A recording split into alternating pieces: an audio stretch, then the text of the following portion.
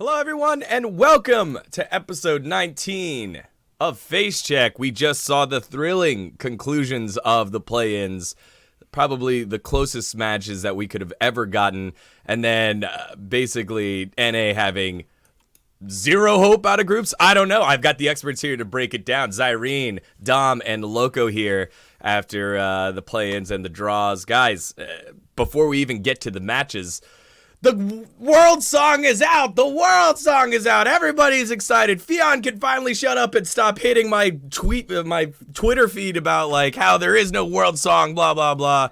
It's out. A hell of a lot of followers for doing that. Though. Like what? That's a Twitter IQ play. What is it? What? How did you feel about it? Just came out. The video's type it. What are your thoughts, guys? I thought it was one of the better world songs that I've heard.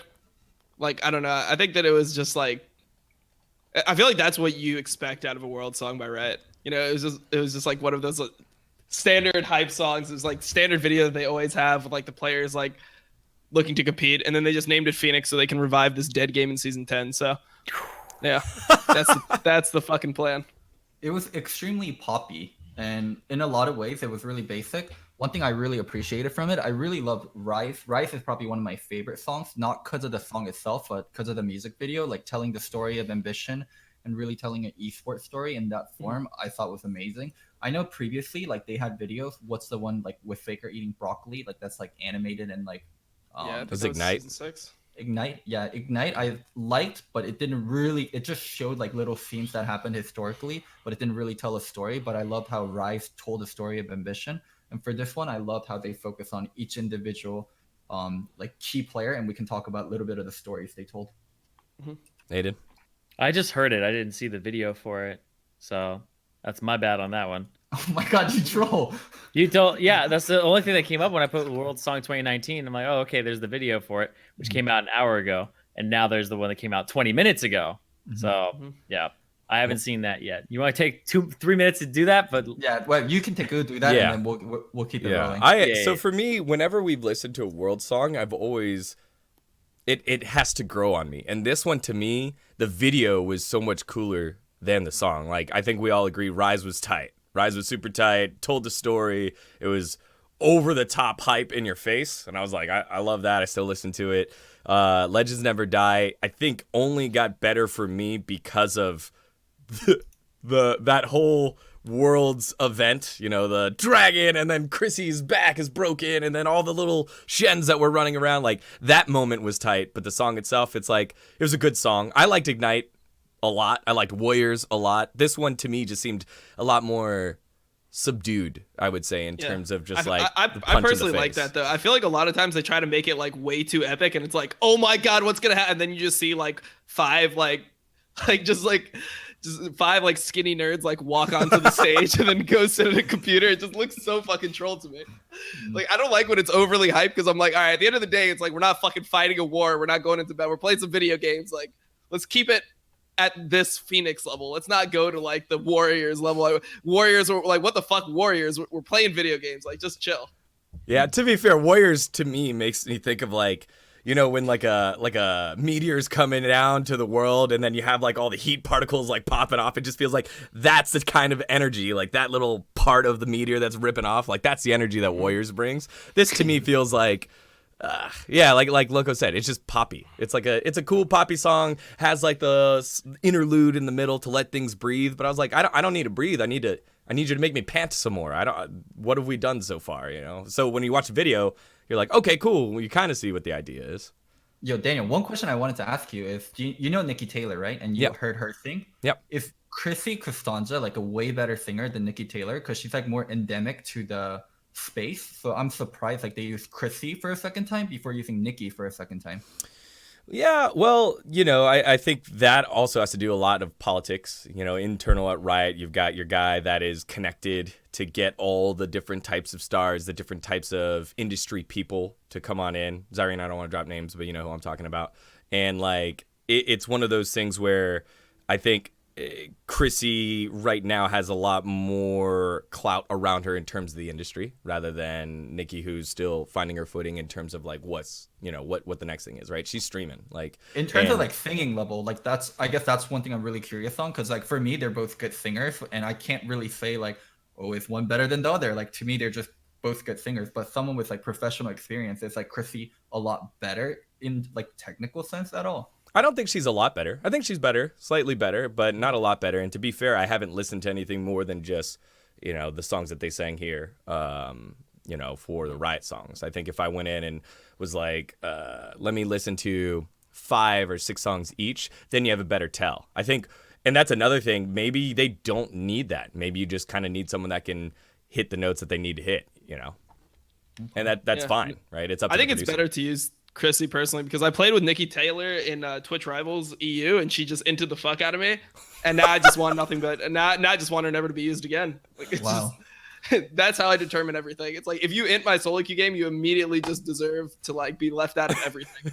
Well, good thing I'll never play with Dom, or I'll never get high enough to play with Dom, or Facecheck might get canceled. Yeah, pretty much. Jesus Christ. Or it'll go on. Zyrene, what are your thoughts now on the song that you've heard it? I actually really like it, and that's a little unusual from the get-go. Like Ignite, I hated when I first heard it. Warriors, I thought was like all right. Like I actually really like this one from the get-go, which might be a bad sign that I think it's like too generic, and I don't have to like. It doesn't do anything new, you know. It's very poppy and like it's it very doesn't do typical. anything new, Yeah. but it's fucking safe. Like it's gonna be hard pressed to find somebody who like hates this song, but because it's really safe. Yeah. Is what I think, but it's really good because of that. So it hits all those like normal beats that you would have with a song that I think of this style. It's very usable for rollouts as well. That's what I think about. Like, how much can you include this song in like montages at Worlds, and it'll give people goosebumps. I think it's a really good song for that too. It's got some good like drops or like high points in the song. So I think it's very usable. When I think of that portion that you just brought up, Maiden, it's like you like it when you get the what are they called? It's you get the theme, and then you can lift that theme and like change it different ways, and so you have different types of interludes of that theme. I didn't feel a general theme in this song like you do with like Legends Never Die. They have that you know, you didn't need the words for it. People knew. I feel was like that it. makes it more like boring to me. That's like kind of why that's one thing I didn't like about Rise. Is just like I just didn't feel catchy. Like just like the word Rise being yelled over and over again at the same pitch is just not something that gets me like hyped up. It's just like, all right, dude, I rose the first time. Like chill the fuck out. That's how I feel.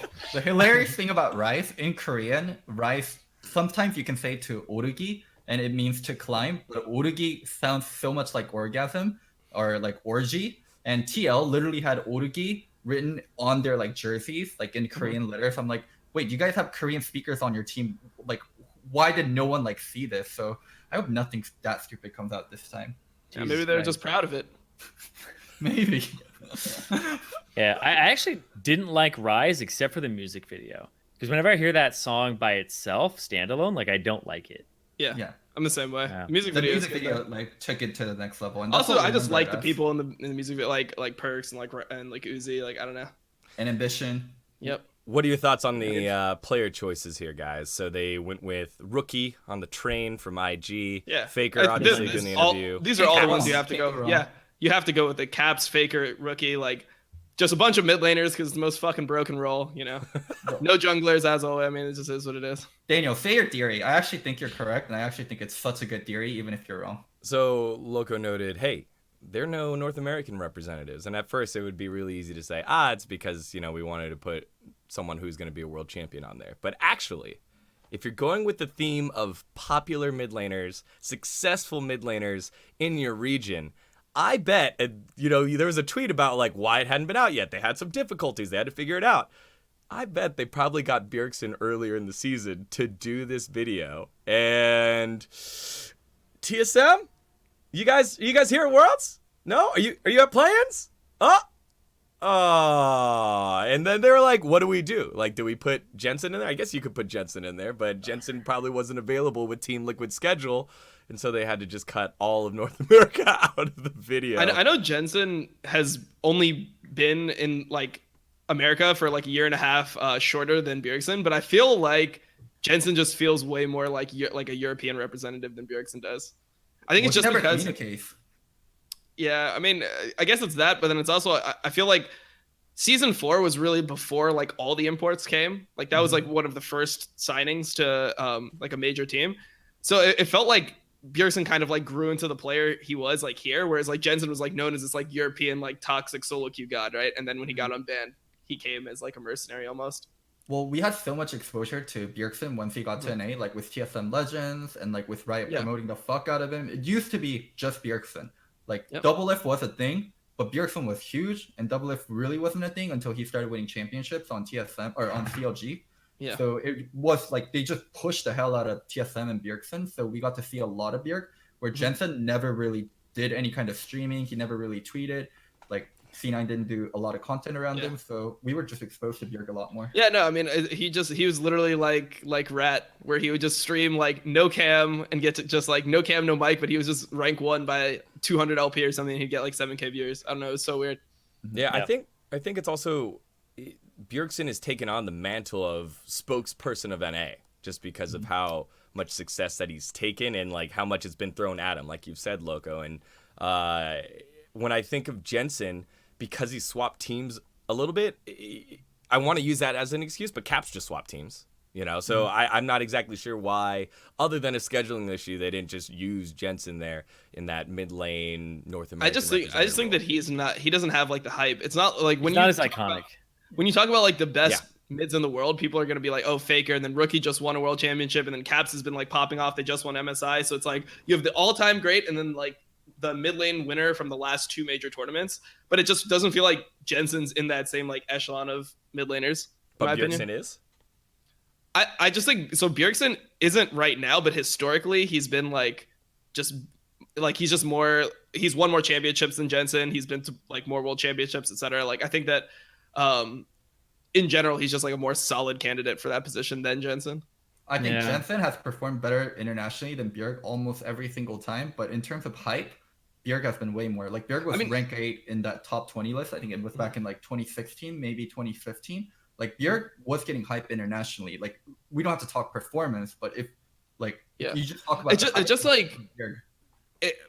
there's something different between like being like the sole carry and like winning a championship and like actually just winning something, even if it's a domestic title.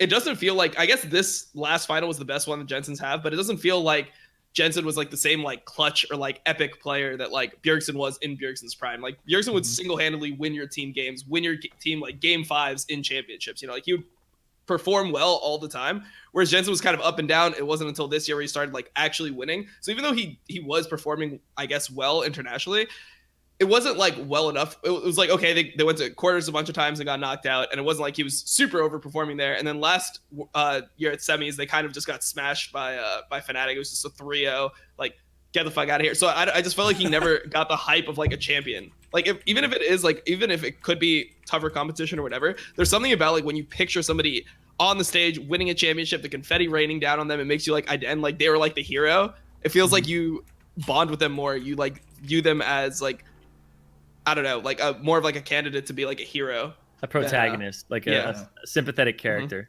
Then if you're just like, oh, we're like, I'm kind of good at Worlds, like you prove your skill, but you don't like peak and like win something. Right. Yeah. I like the theory that maybe it was going to be Bjergsen, because when I look at Spring, TSM made finals, right? When did they film this? Like in terms of timing wise, when do you think they pulled the players? We'll have to look at their haircuts. Well, also like you look at the players, but you look at how long it would take to make a video like this. Like it's obviously not in the last month. It would take more filming time than that, and also just editing time in general to create all this. I think they would have an outline of what they want to do. They'd have to schedule the players, and they'd probably make a lot of the video around who they confirmed, and then they'd get those parts later. So basically what I think they would do is if they had confirmed like Bjergsen in the middle of summer, then it's like, okay, well, we'll make the parts around him and stuff like that. And you don't want to just like plug and play somebody else in there. Aren't they all spring winners? Because they're all MSI participants, so they're all spring winners. Yeah.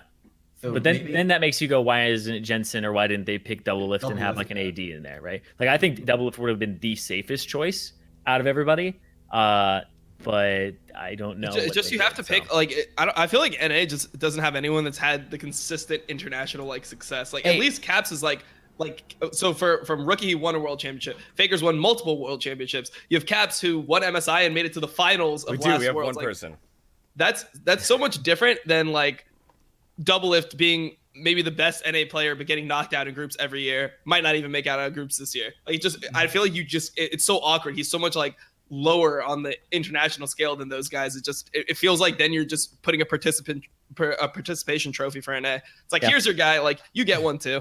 Yeah. Wow. Oh, I get that. Now we're just the wild card. It's actually happened. There's only top 3 regions now. Like fuck us, we're done.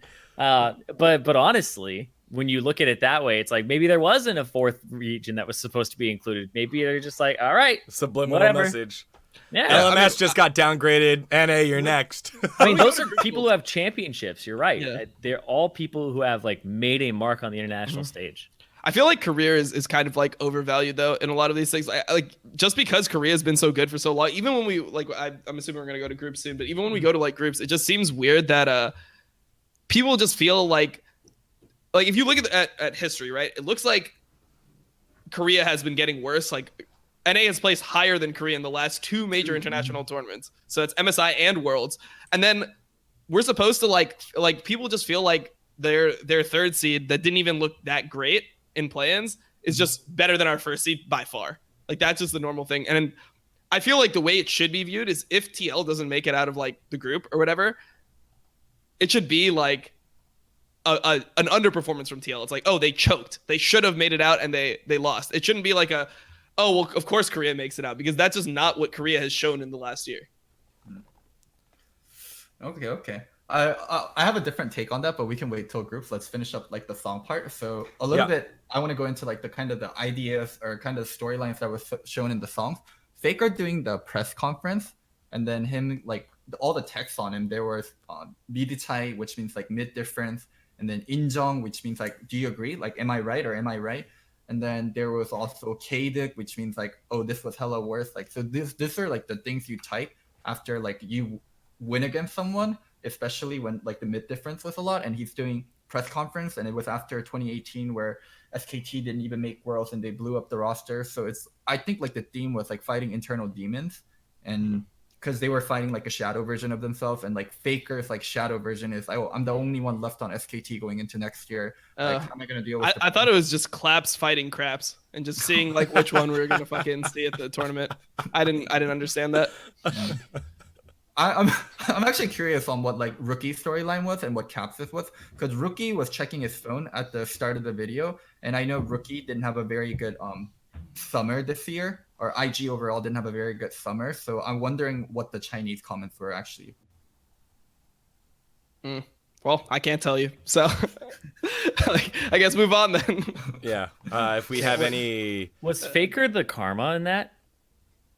Yeah, I felt like that was so weird. No, because that's SKT Game 3, the final game versus Samsung Galaxy in 2017, right? Yeah, he got caught out by Ruler's flash ulti on Varus. Yeah, exactly. So it's like the final moment, he's the one who gets caught out, and they lose the championship and give it over to Samsung then. But I was trying to figure out the other ones too. I'm like, what's Aurelia and the Lissandra, right? So that's the only one. I was gonna do a China/Hong Kong reference for the other one, but I don't want to get our show banned, so I'm just gonna leave it out. That's definitely not what the world show is about. Am I okay? Is the coast clear? Okay.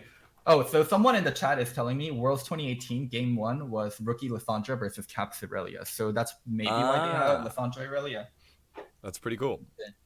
I thought it was Aurelia Karma, because do you guys remember that Ionia video where like it was Ionia versus Noxus, and they were using the very similar art style to the Aurelia Karma in there, so I thought that's what it might be from. Yeah, the art style was cool. Like I enjoyed what they did there with it. I just think the song to me it felt like it didn't feel like a roller coaster. It didn't feel like we were taking off anywhere. This just felt heard like, this hey, before. This is a good song. Yeah. And to your point earlier, Dom, there is one player that has been consistent at Worlds that's still on their team that you could build around if you wanted to, but it would take a very specific style and theme, and that would be AD carry great Sneaky. Sneaky's been there at Worlds for. I thought you were gonna say definitely. Me too. I was I like, literally no. I stopped listening to what you were saying because I heard definitely like no. 2 seconds ago. Guys, I have and not agree. inappropriately thrown out the definitely is the next greatest AD carry in North America card in like 3 episodes. Zyrene did it once for me, but I haven't done it. I've been waiting. I'm waiting till he gets on stage when Sneaky struggles and then takes Cloud9 out of the group of death, out of one of the groups of death. Maybe he'll get a participation. Like maybe he'll just get one of like the games after Cloud9's like 0-5 in groups, and they're already knocked out of potentially making it out. That's right. And then I can slam that drum saying, hey guys, this is the result if we could have just started Matthew Definitely Chen all 5 games beforehand. All right, let's get the hell out of here. Oh, last question I want to ask about songs. Now with this Phoenix released, all that good stuff, what are your top 3 songs of World Championships? Oh, I don't even know them all. We gotta let this marinate, no? Like the Phoenix has Yeah. just been out. Like we literally listened to it once. Yeah, All of us we listened to it once. Let's answer it next time where I can actually like figure out other ones or like remember what the songs sound like. All right, we'll come back to it. All right, so obviously we got the World's theme because group stages or play-ins completed. The play-in knockouts completed. You had the top 8 teams from play-ins show up. No big surprises here, except how close it was. And if you're watching Game 1 of Low-Key and Damwon Gaming, celebrity with the backdoor TP there. Let's start there with the Damwon and Low-Key games. Again, right, once after that first surprise, Damwon took control of the game. Low-Key, of course, very scrappy squad, VCS style-esque, as you can imagine, but eventually Damwon taking that one 3-1. Zyrene, I see you nodding your head. Let's go to you first. Yeah, I just think they didn't really have much of a chance later in the series. They had to do like really clever things and kind of catch Damwon off guard, but Damwon actually looked, I would say, pretty strong despite dropping a game and having a pretty close one later. So like everybody's talking about them being really strong coming to the tournament. They looked strong here versus, you know, honestly not an amazing team, but I think that this is a team that's going to definitely take games in the group stage.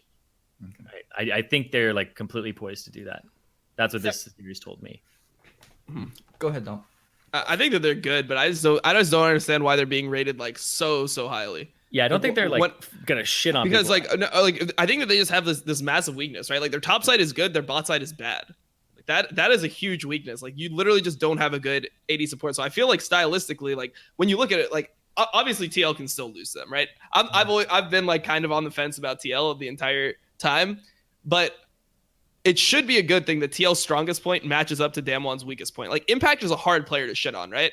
Impact and Jensen, I don't feel like are the types of players that are just going to get completely outclassed, just shit on in lane and like just lose the game based off them. They're always going to be consistent. They're going to like be able to play the lane decently. And then you should have this stylistic mismatch bot lane where it's like Damwon never goes bottom. So, and TL always like forces like 4 or 5 man bot. So in that group, I don't feel like they should be favorites. Like they should be the 3rd seed team. That's what I think.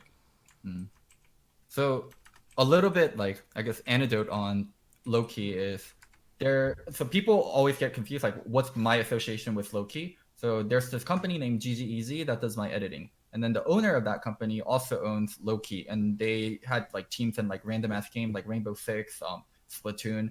And then the owner once came to the studio with the owner of GGEZ. Like there's 2 owners. They came to the studio to see me do interviews. And then she asked like, how can I get my banner up there? Because she saw like all the LCS like team logos and said, you need a lot of money. And then she said, okay, I have a lot of money and it won't be easy even if you have a lot of money.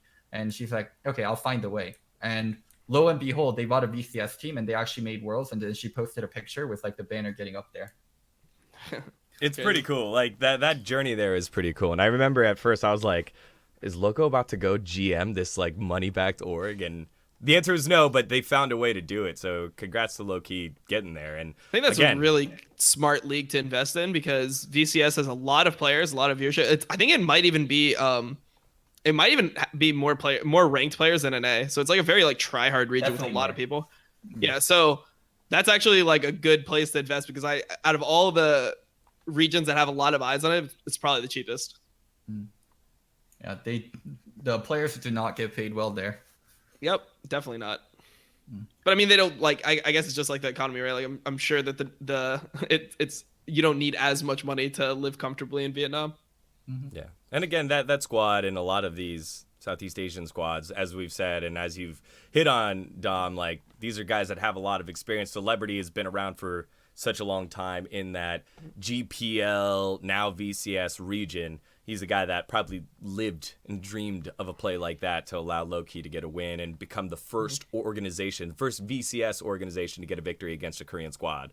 Fortunate for them, that's where the road ends. We're looking at Damwon as like I think Jat was saying like a top 5 squad coming in. Wow, I would not put them top 5. I think that's what they said. 5? I think that's what they said on. All right, so I'm gonna name 5 teams, and then you have to say which one of them they're better. Okay, so you have RNG, Fun Plus, G2, right? G2, SKT, Griffin, SKT just beat them in their own league, right? So that's already 5. And then you have Fnatic as well, and then you have and then you have TL, which should be better than them based off like all the metrics we have right now. That's like 7 teams right there that should be better than them. Okay, so for Damwon, one thing I'll say is because their top side is so strong, they actually have a potential versus a lot of these teams.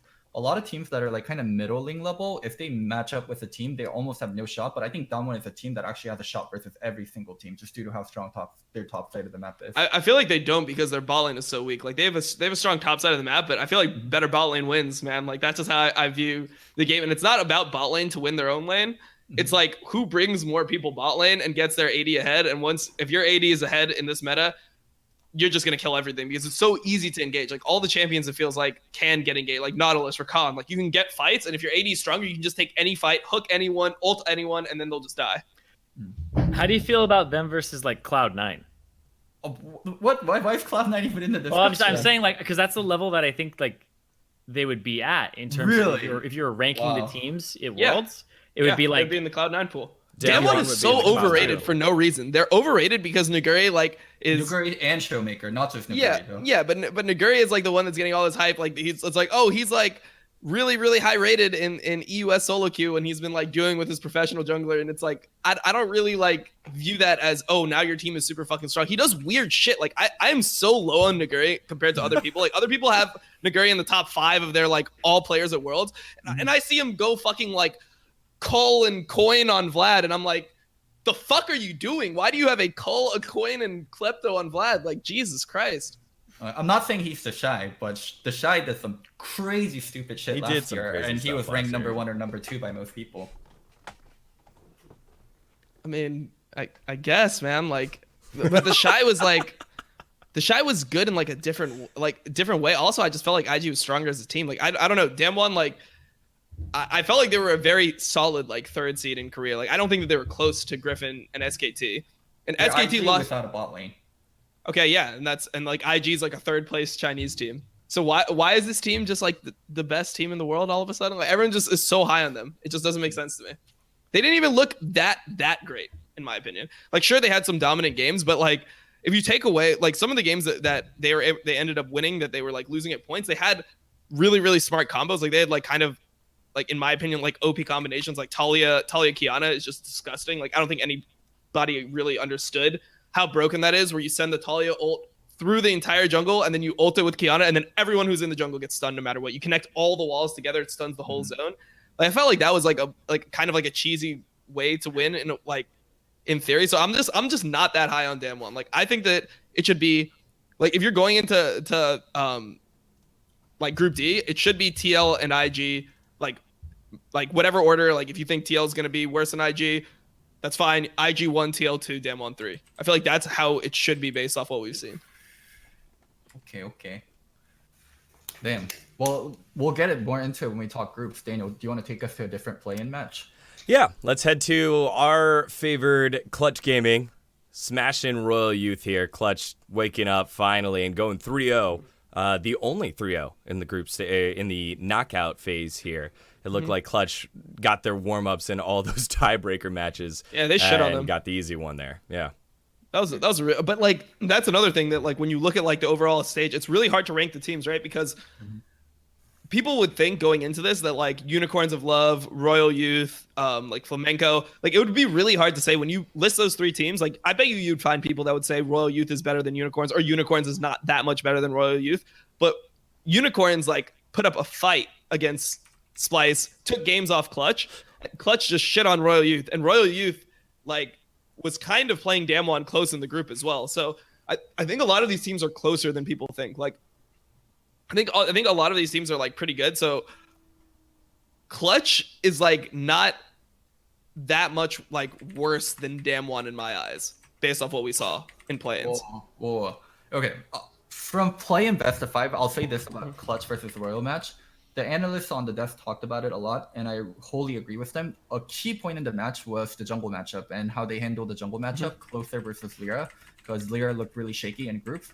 And Clutch did so much things for Lyra in terms of picking priority lanes, and like in terms of invading with him, in terms of like the game plan they had set up. So they smashed because they recognized which matchup was the most important, and they prepped and they played really respectfully.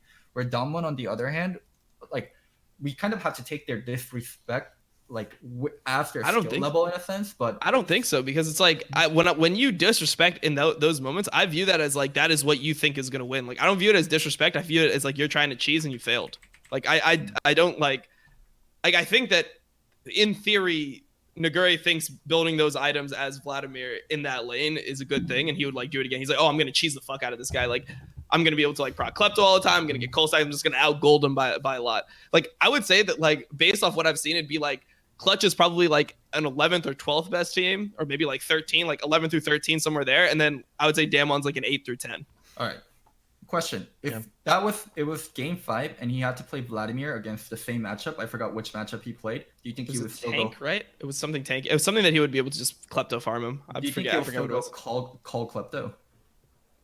I don't know. Like that's the thing is like I think that he could. It might. I think he might.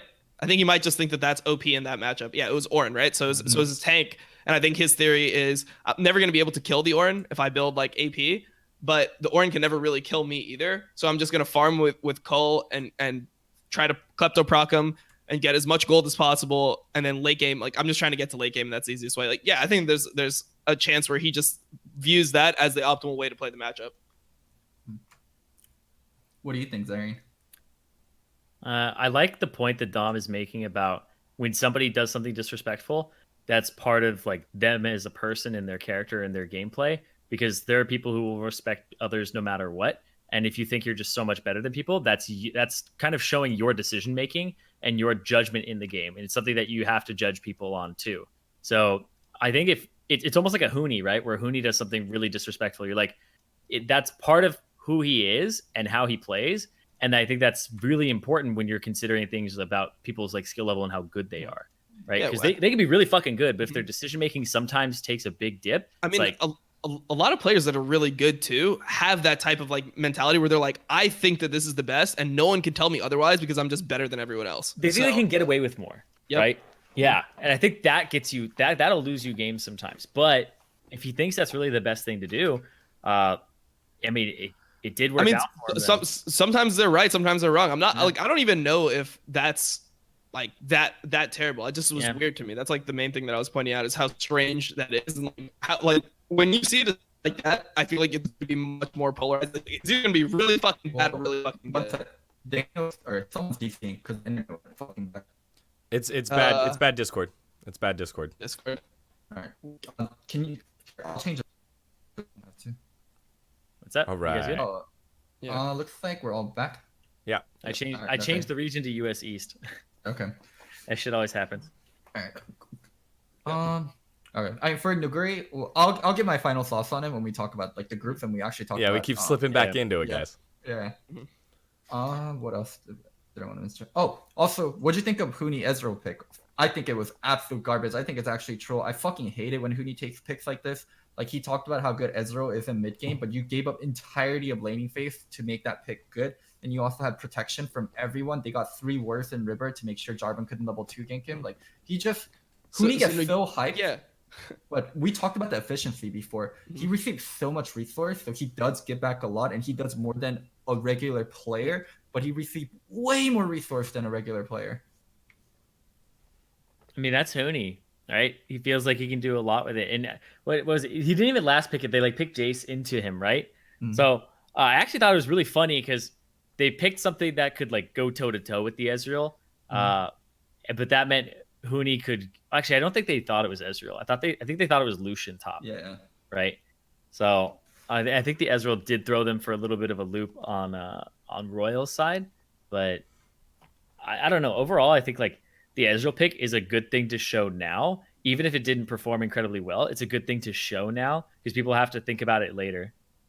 I think in case he might int us, like Clutch has to think. Like, I mean, like in case he's going to play something very, very safe top, because like you think about Clutch and you're like, we need to camp Huni because he's going to be easy to kill. You think about Cody as like a really safe player. Like Huni is usually like you have to go top lane because Huni's either going to kill your top laner or he's going to get killed by your top laner. And so it's like it's almost like when there's a Riven in the game, like you got to focus top lane a little bit. That's how I kind of think about Huni. If he's playing Ezreal, it's like there's no fucking reason for me to go top lane. I'm not gonna be able to get shit done there. He's just gonna E away. He's so hard to actually get and like lock down. So it's a champion that has a really big escape for a player that likes to play up. So that's kind of my take on it. Yeah, just a heads up, guys. We're down Dom for now. Not sure what happens. That's fine. Dom, are you alive? We'll keep trucking along though. Because group stages, we kind of hit through. We hit through a couple of other things. Oh, we're down Loco as well. Let's see. There we go. Right. Everybody back. I don't know. I was connected the whole time. That was so weird. I guess the server's just fucked. Like I was literally just hearing what you guys were talking about the whole time. Saved in the chat, y'all. Saved in the chat. Cool. So Huni's Ezreal. Yeah, no. So my opinion on Huni, I think that all top laners, like if you play top lane long enough, you just start to go like a little bit like psychotic. Crazy, and you go a little bit crazy, right? And then Naguri's way of going crazy is he goes crazy with items, and then Huni goes crazy with champion picks. You know, so like it just every top laner has their own way of like proving that they're a psychopath, and that's why they play top lane. Is that why Impact is so special? I was gonna say Impact. Yeah, because he's like the only one that's like mentally strong enough He's to play kept the his role. sanity all these years. Yep. Yeah, he's It a is fucking true. rock. Top lane's an insanely stressful role to play.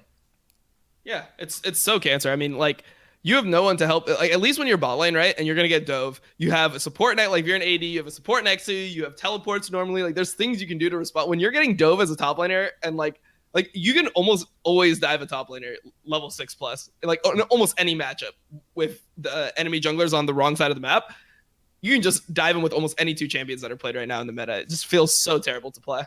Do you think crazy people pick top lane or regular people pick top lane and they become crazy? I think the top lane people just like inflicting the most pain possible on their opponents that play top, because when you really shit on someone top, it's like they're level 3, they can't even fucking lane. Like they can't even get to their turret. Like they don't even know how they can get back to the top lane. So it just the people that play top lane just want to make other people feel as much pain as possible. Well, speaking of top laners that got dove over and over again, that final game, Game 5, Splyce, Unicorns of Love, Vizichachi just had parties. No, that up was top they over trolled and it over again. so hard. They trolled that so hard. That's like that situation is exactly why I don't feel like Splyce or Unicorns are that good, is because you expect that from wildcard teams, like having your strong side die. So for like the viewers that don't know, wherever you have more people on the map, that's your strong side. And normally, like when you have people on your strong side, it gives you complete control of the situation. You should be able to get the complete jungle. It's like when you split the map, you should get complete jungle. You should be able to get turret pressure. You should be able to get whatever like side objective, dragon, rift herald, whatever is on your side should be all yours. And Vizichachi's getting like a solo kill on his weak side. And then you have Splyce playing their strong side, and then they give up a solo kill as well, trying to dive bot like on their strong side. So like both of the fucking weak sides are winning out when the teams are splitting the map. It's so fucking bad. Dude, also, holy shit, like that game frustrated me so much because they picked Ori into Syndra with Syndra having a proactive jungle matchup. Like in Season 4, Season 5, that was a thing because there were tanks being played, AD carry mattered a lot, you got to team fight, so there's a position in the game where Orianna becomes stronger than Syndra. But in the current meta, it's so suicidal to pick Ori into Syndra, especially when some of the junglers that are being played right now is stuff like Elise, Kiana, Lee Sin. Like it blew my mind that they picked Ori. Yeah, Ori is like really hard there. And then he took teleport, right? Yeah, like if you take teleport in that matchup, it's really because like Kiana's EQ, like flash EQ, is a guaranteed hit. Doesn't matter if you flash, the Q follows you and will hit you 100%. So you're guaranteed to take that and the Syndra stun every single fight unless Splyce messes up. So how do you ever survive that post 6?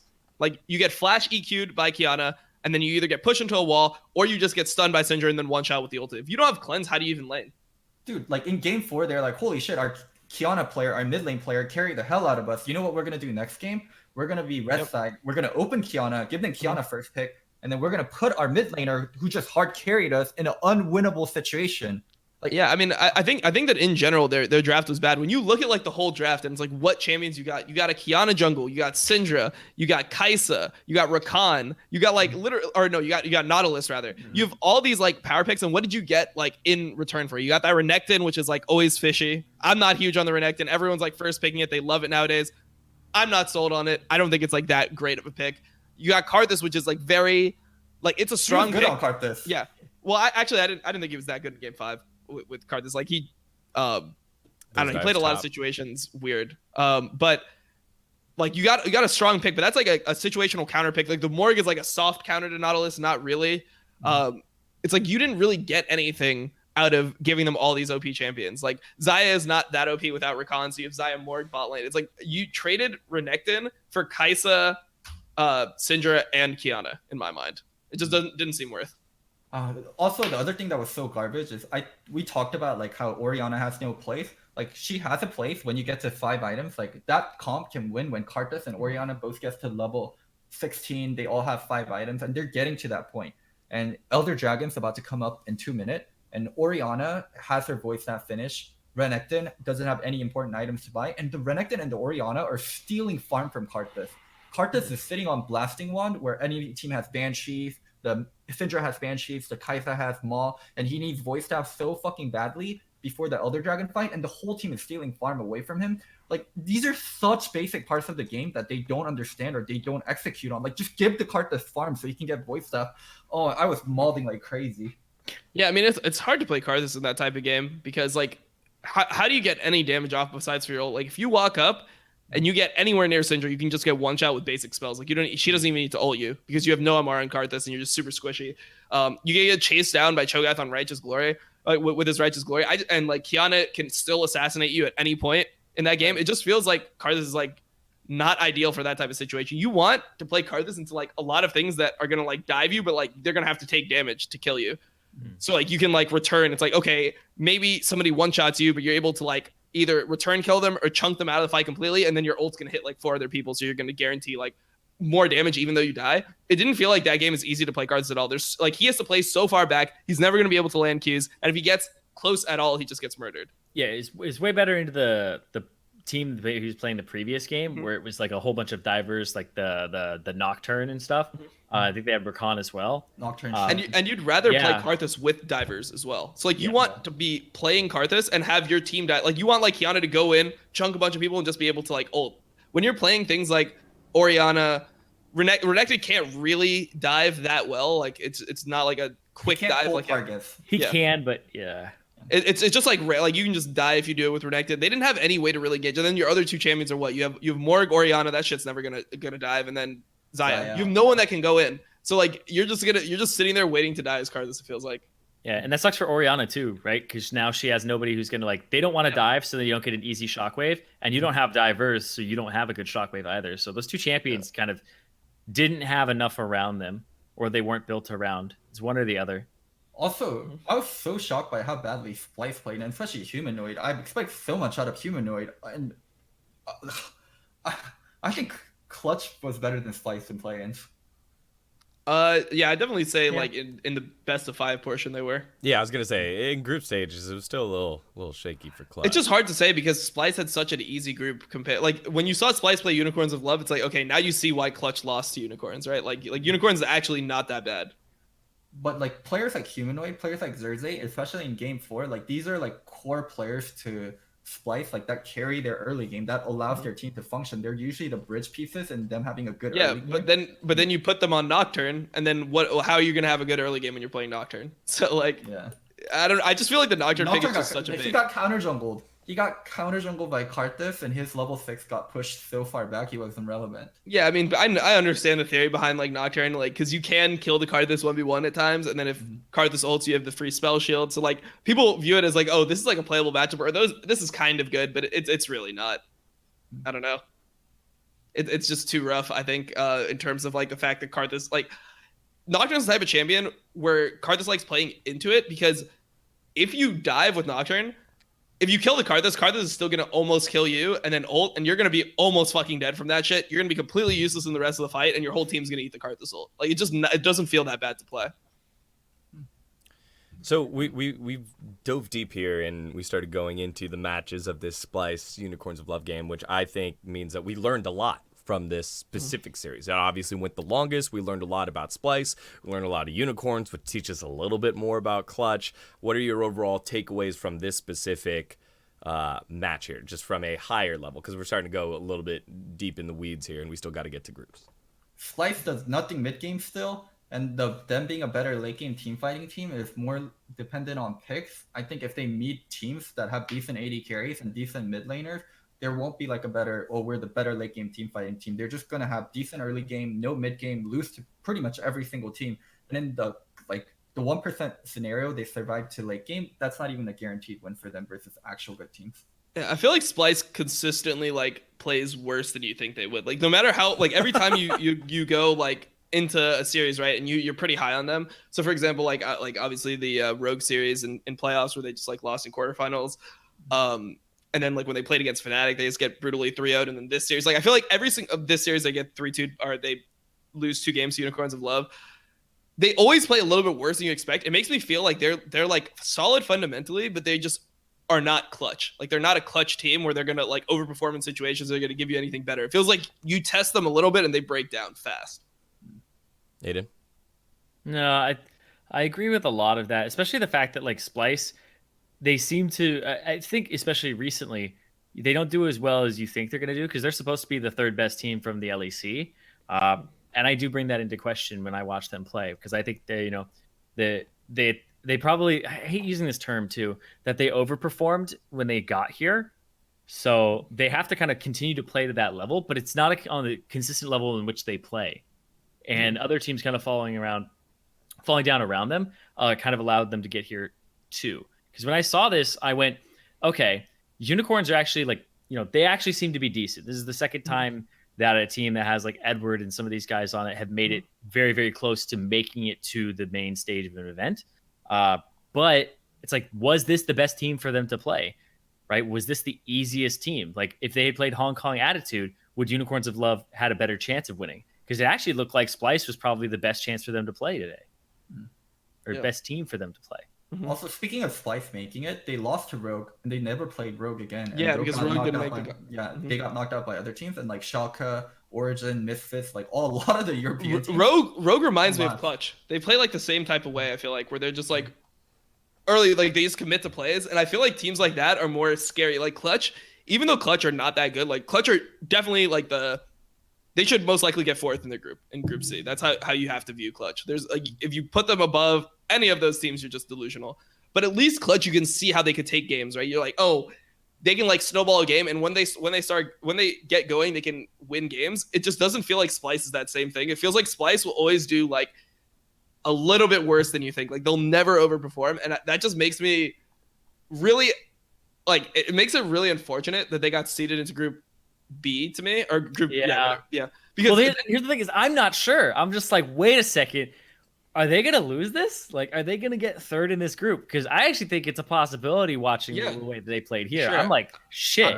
I don't really know enough. Truth test. Have you guys watched a single game of GOM or J Team? I've watched GOM a tiny bit, and that's it. I haven't watched J Team at all. Yeah, I haven't watched either of them, so that was my whole point. Is like, I don't know if those teams can beat them, but regardless of whether those teams can or not, I feel like if Splyce was in Group D and Damwon is in Group B, then we'd have a better chance at having like the best 8 teams go to quarterfinals. Whereas this is like the same thing that I've been talking about for months on this show. Is I feel like they're garbage. Yeah, I just feel like the format is shit, because you don't know, like, there's obviously really strong and really weak groups, and that doesn't make for the best possible teams making it to the bracket stage.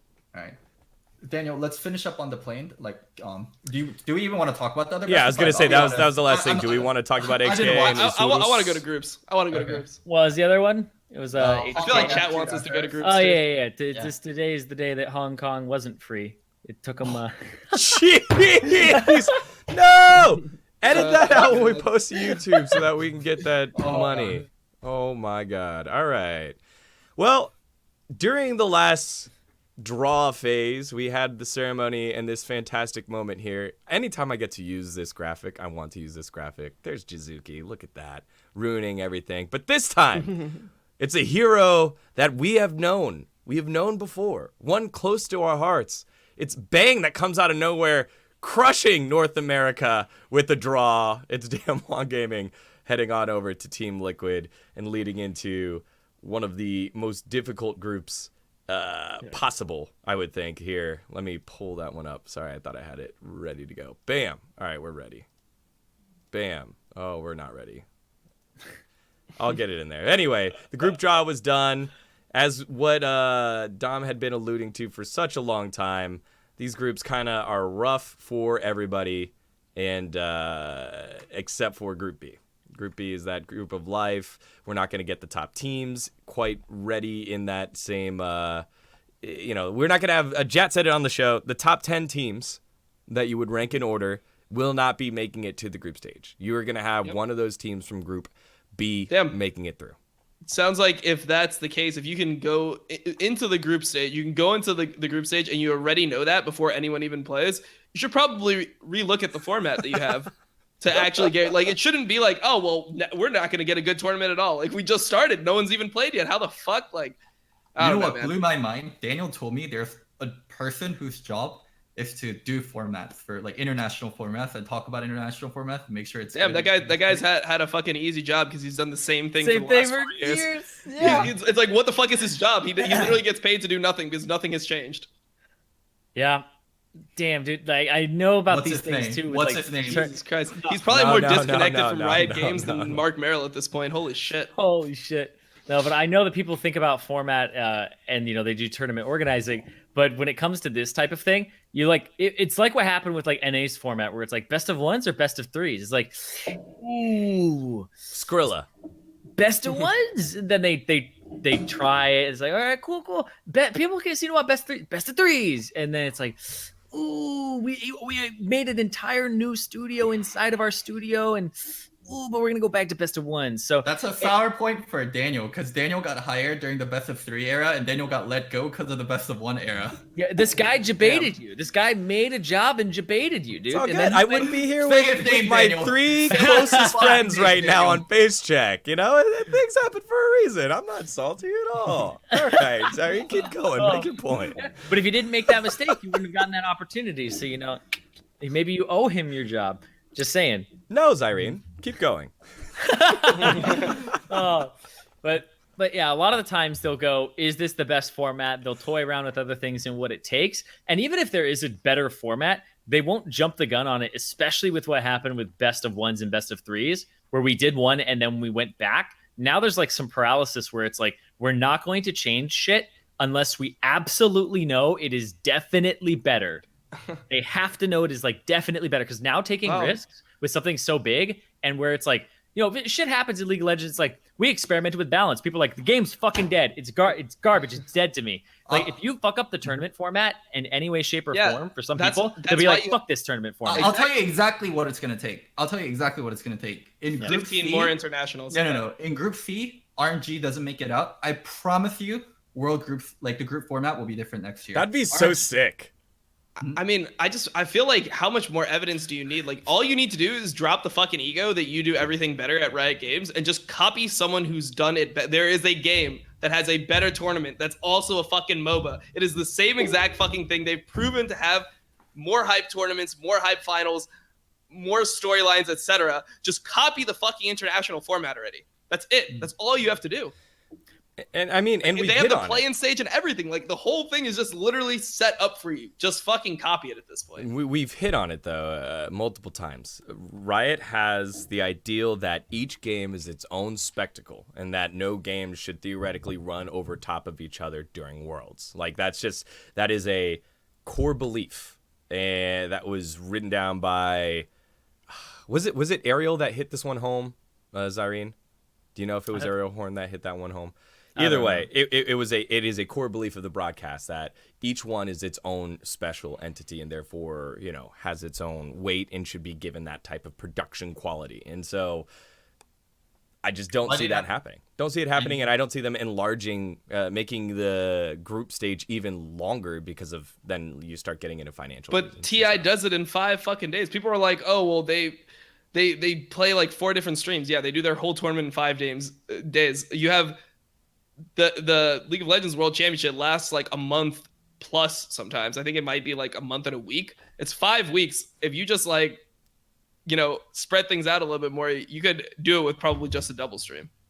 Yes, but then it goes back to that whole that's answering the logistics, the money side of things. It doesn't answer each game is its own spectacle side of things. Also, right? Yeah, I mean, I'm sure that J Team versus GAM is like the spectacle that everyone's waiting for. Like that is what we definitely want. Like if Vietnam has been upgraded to a major region, and then you have 2 streams of the Vietnamese people that want to watch that match can watch it on that stream. Like, I don't know. Also, Riot hates copying other games or other developers. Yeah, that's their main thing. I was about to say, they would say, well, they don't need 2 TIs a year, right? We don't need to be the second TI. Yeah, we do need a League of Legends TI. We need a good world championship. Like, they have a good world championship. Fucking copy it.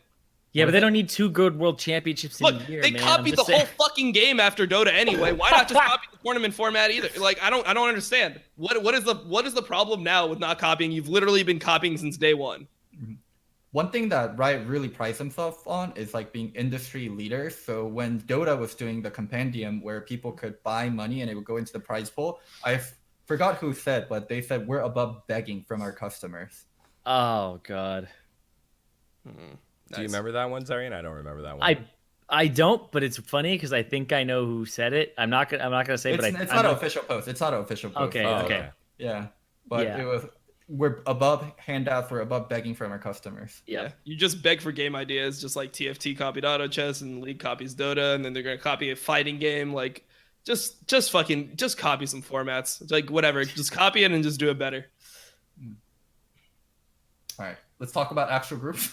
Yeah, let's dive on in. All right. Got our little Riot love there. Let's start with Group A. So Hong Kong Attitude comes on in, slots in, probably what we think the weakest play-in team coming on in. Does this change our thoughts here with how Group A plays out? Griffin, Cloud9, G2, and Hong Kong Attitude. We still give Cloud9 a chance to get out, but we assume those top 2 teams are the ones that are favorites moving out. Yep, I literally have that group exactly in the order that we see it right now. That is like how I predicted 1, 2, 3, and 4. G2 first, Griffin second, Cloud9 third, HKA fourth. Yep.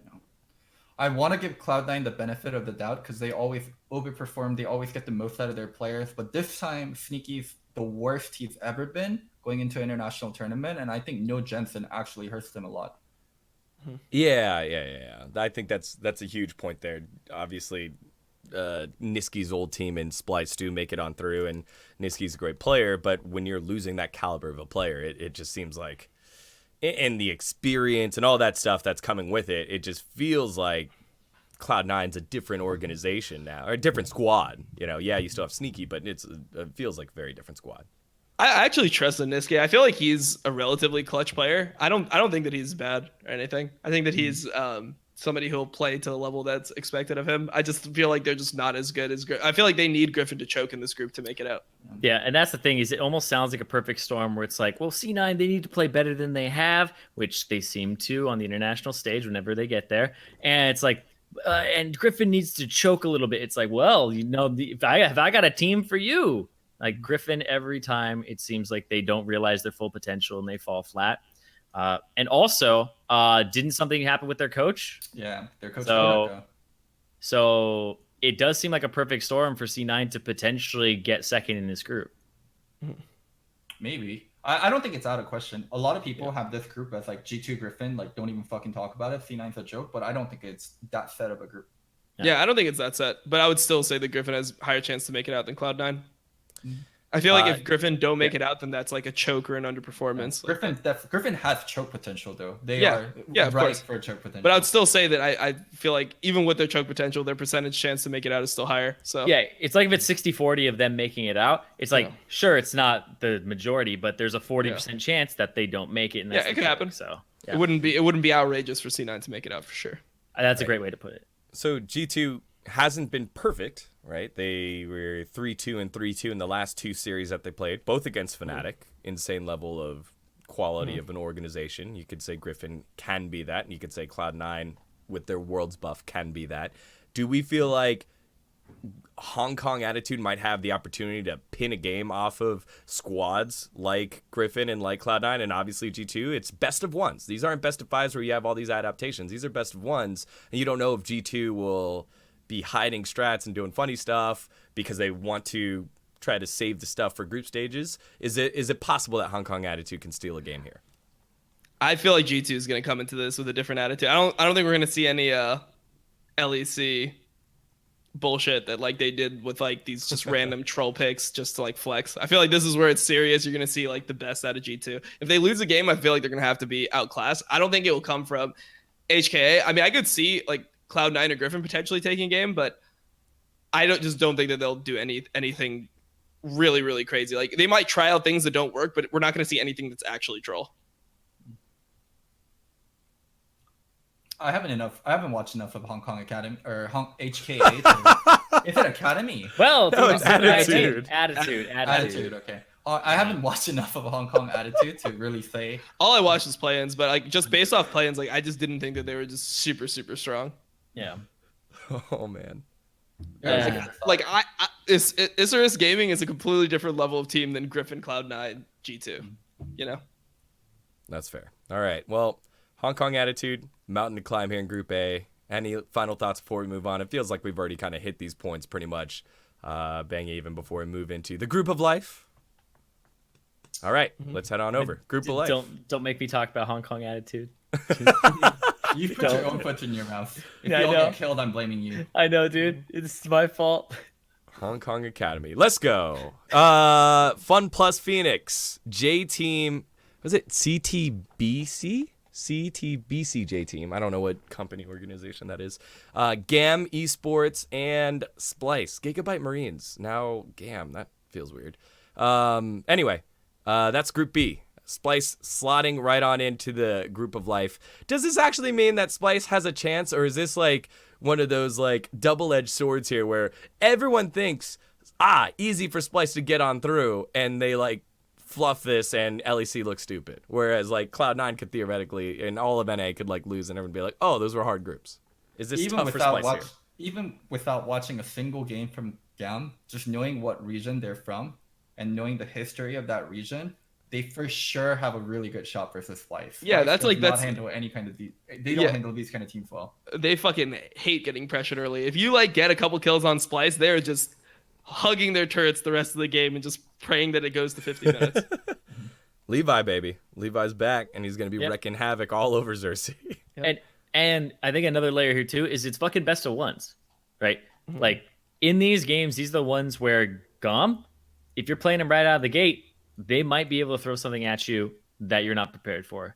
And I think the same thing with J Team. Like, these guys, you hope that the people who are doing research for the teams are better than us, and they're actually just looking at the fucking games in their group. You would hope, because these are going to be really like, I would say there's way less knowledge on these players than you would normally have readily available. So if you were to look at this group, do you think that like even though like it's stylistic mismatch for sure for Splyce, do you think that there's a higher chance that like GAM gets out of the Gigabyte Marines gets out of the group than Splyce?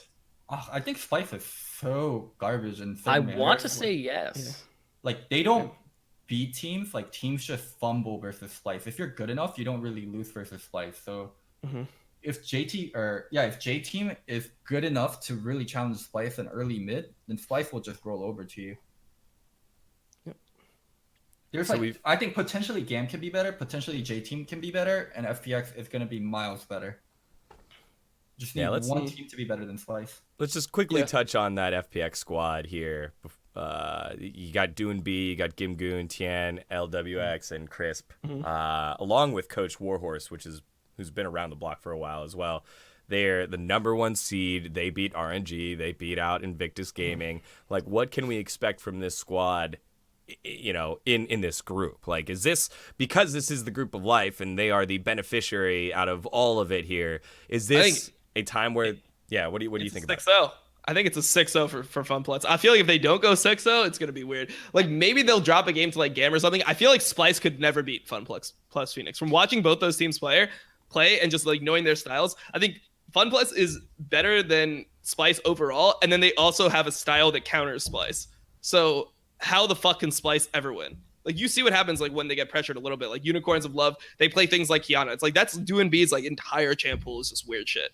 And like you play something that's a little bit weird, that's a little bit aggressive, and Humanoid just disappears off the map. Like he's just not a player. Like he wants the best thing that you could do is into Splyce for Splyce. Like if Splyce wants to win, the best situation they could have is like that Syndra Ori thing, where it's just like, okay, you get to just play the lane.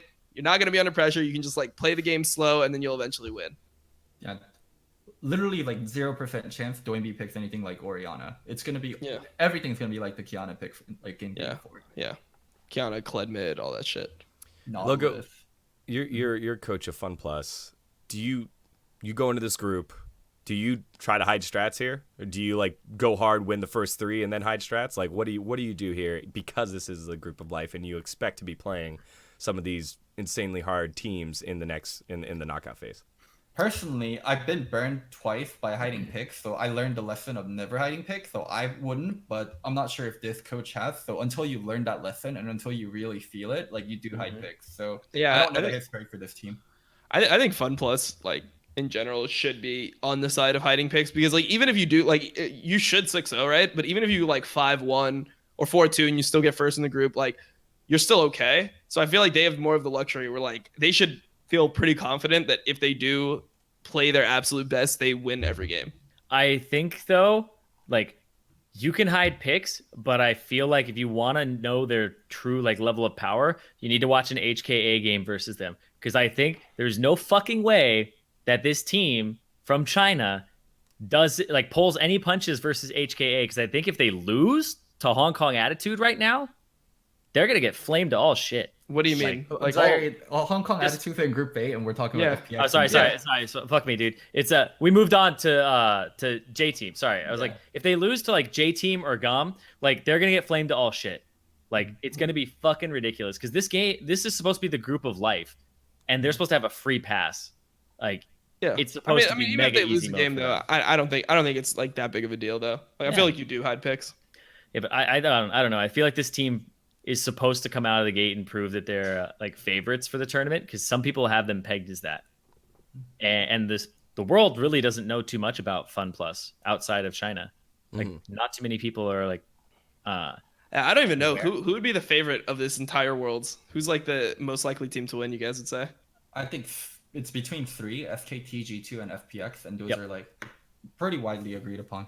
Yeah, I just don't know like which one would you say is like the best team, like that has the highest % chance to win Worlds? Highest % chance. Highest. Oh, I would love to say SKT if SKT and FunPlus swapped group. I would say SKT. If SKT can make it out of groups, I think they're the favorites. Yeah. I don't know. It's hard to say because like G2 obviously like destroyed SKT in the last best of 5 they played. Destroyed. It was 3-1. Yeah, that's pretty much destroying in my mind. Loco got real nationalistically defensive right here. yeah. Oh, 3-2. My bad. 3-2. Wait, was it 3-2? Yeah, it was 3-2. They were down 2-1. Because I remember Park saying that was his comfort zone. Yeah, 3-2. My bad. Yeah. I don't know why I felt like that they still ended up like winning convincingly. Like all G2 wins feel convincing because they're always laughing and they never feel like they're gonna lose. Yeah, didn't they stomp them game 5 or something? Like was that the Pike game where Wonder just like completely stomped them game 5? I'm not sure. Yeah, I think that was the Pike game, the one where he killed everyone at Baron side and then just ran across. Yeah. Yeah, it's like 5-0 or some shit. I'll just say, just real quick before we leave Group B, you know, because I was gonna talk about favorites. Like, it's still so hard.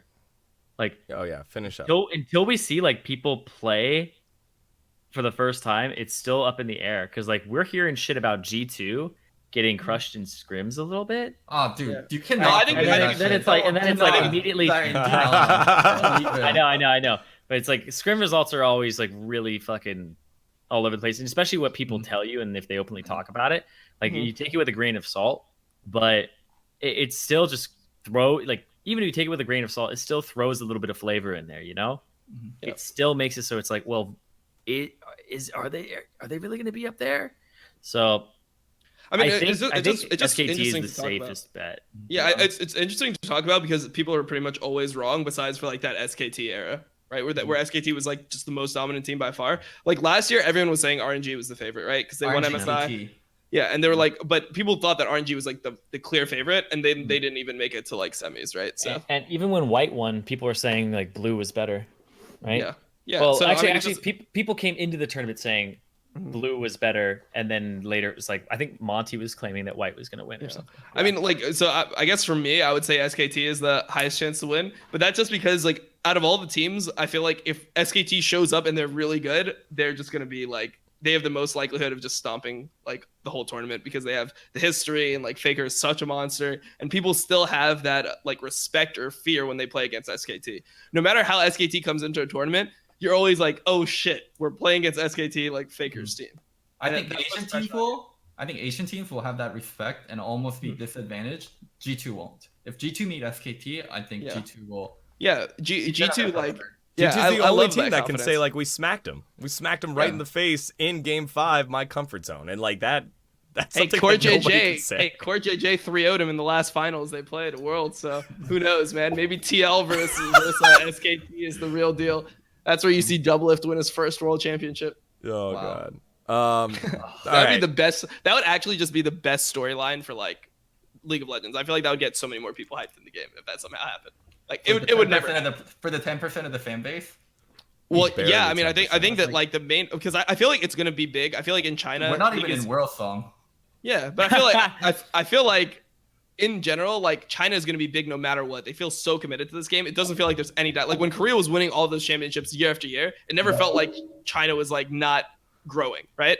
But I feel like in the West, it's super dead. So like the best thing that could happen is probably like for the game in the West would be like TL winning, because like TL winning and G2 going far, because then you have like all like NA would finally come back and like people would be like willing to play, and then G2 winning would be the second best because like then you have like all of Europe getting hyped. Like a Western team winning Worlds would be the best possible thing, I think.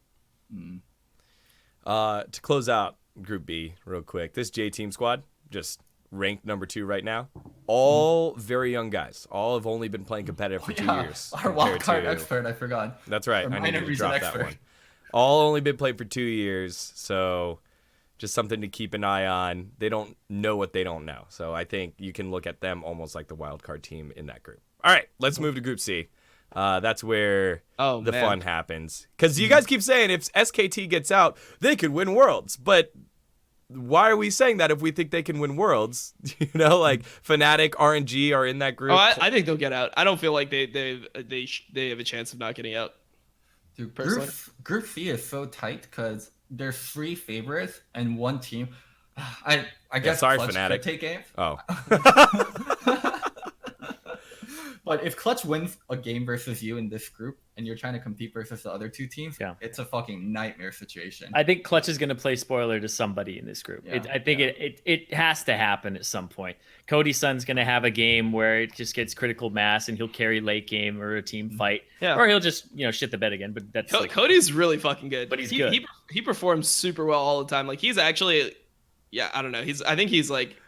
So like somebody who I don't know if you'd call him world class, but he can compete with people like on the world stage. Which I think is really great for somebody like Huni, because Huni's always been on teams save for Fnatic, where he's had an AD carry that is needed some help of some kind, like Wild Turtle, stuff like that. And when Cody's son, somebody who in the mid game is like, now you've done your job. He's like, thank you so much for like everything you've done, and he'll carry the late game team fights. Right? I think Cody and Vulcan are the better parts of Clutch way more so than Huni. Yeah, like, and that's why I think it's even better now. They're so efficient. They get almost nothing and they give back so much. And people don't see that. People are like, oh, Huni carries this team. Rift Herald, Huni, Huni. Vulcan and Cody do so much for this team. I also feel like Huni's such like a liability, and he puts so much pressure on your team in terms of like you're always trying to pick the best pick for Huni. It's like they pick Gangplank. Okay, we got the Lucian counter pick. Oh, we've got Tristana, Ezreal, like all these just weird champions. Like, oh, if he ever gets his Rumble, that's like your pick. you have all these picks that you have to do for Huni, where it's like I feel like their bot lane is kind of just like play anything. Like Cody will pop off on Xayah, he'll pop off on kha'zix, he'll pop off on Lucian. Like Just no matter anything. Yeah, like it just feels like you can give him anything, and he's just like gonna perform pretty well. I mean, I think that this team like will probably go like 1-5 in this group. I think they'll win one game, but overall, I mean, I just Yep, time to switch us back. Switch us back. Okay. all All right. right, there we go. Are we It sounds back? clear. Yeah, it sounds clear for me. All right. You just swap the Discord server. Back to the west. Yeah. Everyone's just trying to join our Discord server. That's all. We go to the east. Everyone is coming to the east. Thanks, Dom, for going with it. Finishing up a little bit more on the clutch bot lane. Yeah. Like Lyra doesn't play engagers. A lot of times, Lyra doesn't function as a primary engage for clutch. And Well, it Vulcan depends, pick- right? Like, because he plays like Skarner, right? Like, I don't know if you consider that an engager. Jarvan. I don't know if you consider these champions engagers. Even when he does play engage champions, it's Vulcan that's doing almost all their engages. It's either Huni flanking or Vulcan engaging for the team. Like, just that bot lane carries so much weight, and I hate how they never get any kind of credit, and all the talk is so focused around Huni. Like in the play-in stages, Huni did the pre-game interview and the post-game interview, and all the talk was just like Huni versus like the Royals top laner. Like, just everything about this team is focused on Huni. I think Huni's a good player. I think Huni makes this team function, and he's like a core part of the engine, but he gets helped by so much of the other pieces, and they get almost nothing. Like, they get, like, it's Tanner time, Huni, Rift Herald. Like, where's the credit for this bot I lane? think it's weird that, like, I think it's just that DeMonte is, like, more personable on camera. You know, like, if you see, like, interviews with Vulcan, he's normally pretty quiet, pretty reserved.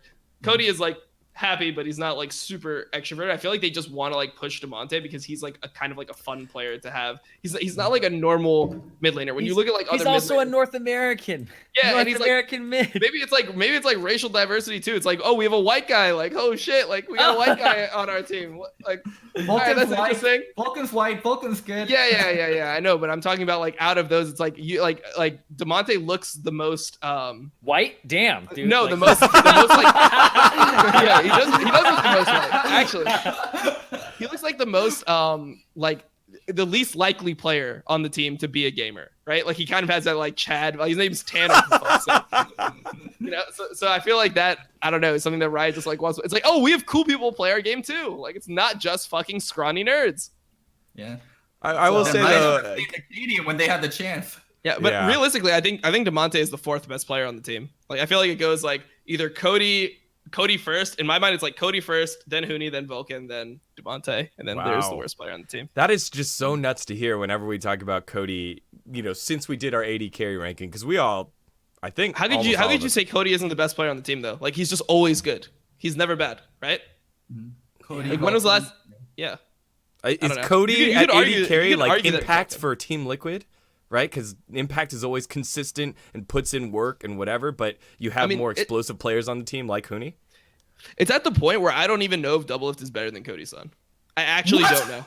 Yeah, I don't know. I don't know if he's actually better. That's the title of the show. It's over. It's over. Yeah, I honestly believe that like Doublelift might just be like equal to Cody. What, Dom? Don't even. What the fuck? Yeah. What? Like, did you feel like in semifinals that Doublelift was just better than Cody? Yes. I didn't feel like that. I felt like he just had a better team. Like it just feels like he has a better team. Like he has so much pressure. Holy shit! Is this hot takes now? Oh I'm sweating, dude. I'm freaking sweating right now. I'm a resident Doublelift hater, and I think that's fucking outlandish. Holy shit! Really? If TL and Clutch swapped ADs, like no way TL wins 4 in a row. Like just no fucking way. Yeah, no fucking way. I think Cody's been like one of the best AD carries in the league for a while. Like I suggest that to Steve. He'd be saving a lot of money, and I'm sure Clutch would be up for that Cody Doublelift trade. Well, nothing like a little bit of 2017 Fnatic flashbacks for Cody to snap him right back down to Cody's Sun levels and not Doublelift levels. I think Doublelift is like a player where he loses points for like the efficiency category that we talk about. I feel like you have to play a lot around Doublelift. You have to give him his leads. But not like Huni amount, and Doublelift has been way more okay with them. Yeah, but I mean, if you did the same thing to Cody, you think Cody like what do you think that Doublelift is so much better at than Cody? Like individually, like what is Doublelift's like main strength? Is he a better team fighter than Cody? I don't think so. Is he a Punishing better in like lane. lane? Does he lane better than Cody? I don't fucking know at this point. Like, I don't think like when I look by category, I don't see like the main flaw of Cody used to be that he gets caught and loses you the game. He doesn't do that ever anymore. So why is he bad? Okay. So It's not bad. He's not bad. Wait, but sorry. Go ahead. Let me talk on the double F team Yeah, fighting. yeah. So for a team fighting, like mechanically, maybe I'll just let you have this one and say they're mechanically equal. But a huge thing as like AD carry before you team fight is calling out threats and calling out kind of how the fight is going to play. Yeah, telling your team how you want to focus, how you want the fight to open, how you want to deal with stuff. I'll bet you my life, like double communicates that way better than Cody does. This is what I thought you were gonna say, but those are just like intangibles that you can't actually like know, right? So like we can know. We've been in the scene enough. We know double enough. We know Cody enough. I can confidently say I know double's a way better shot caller in team fights than Cody is. I think so, but I think that Cody is way better at that from what I've seen recently. Like it's like from what I've heard recently, he like understands what he needs to carry the game now. And that's like one of the major things that allowed him to like really like skyrocket in terms of his like overall value in the like I think that that Cody is super underrated. It's just like he's young and he doesn't have like the career behind that Double has. But like I've been watching a lot of Double stream. I've been trying to like assess him as like a player, like how good he is. He's definitely like really good.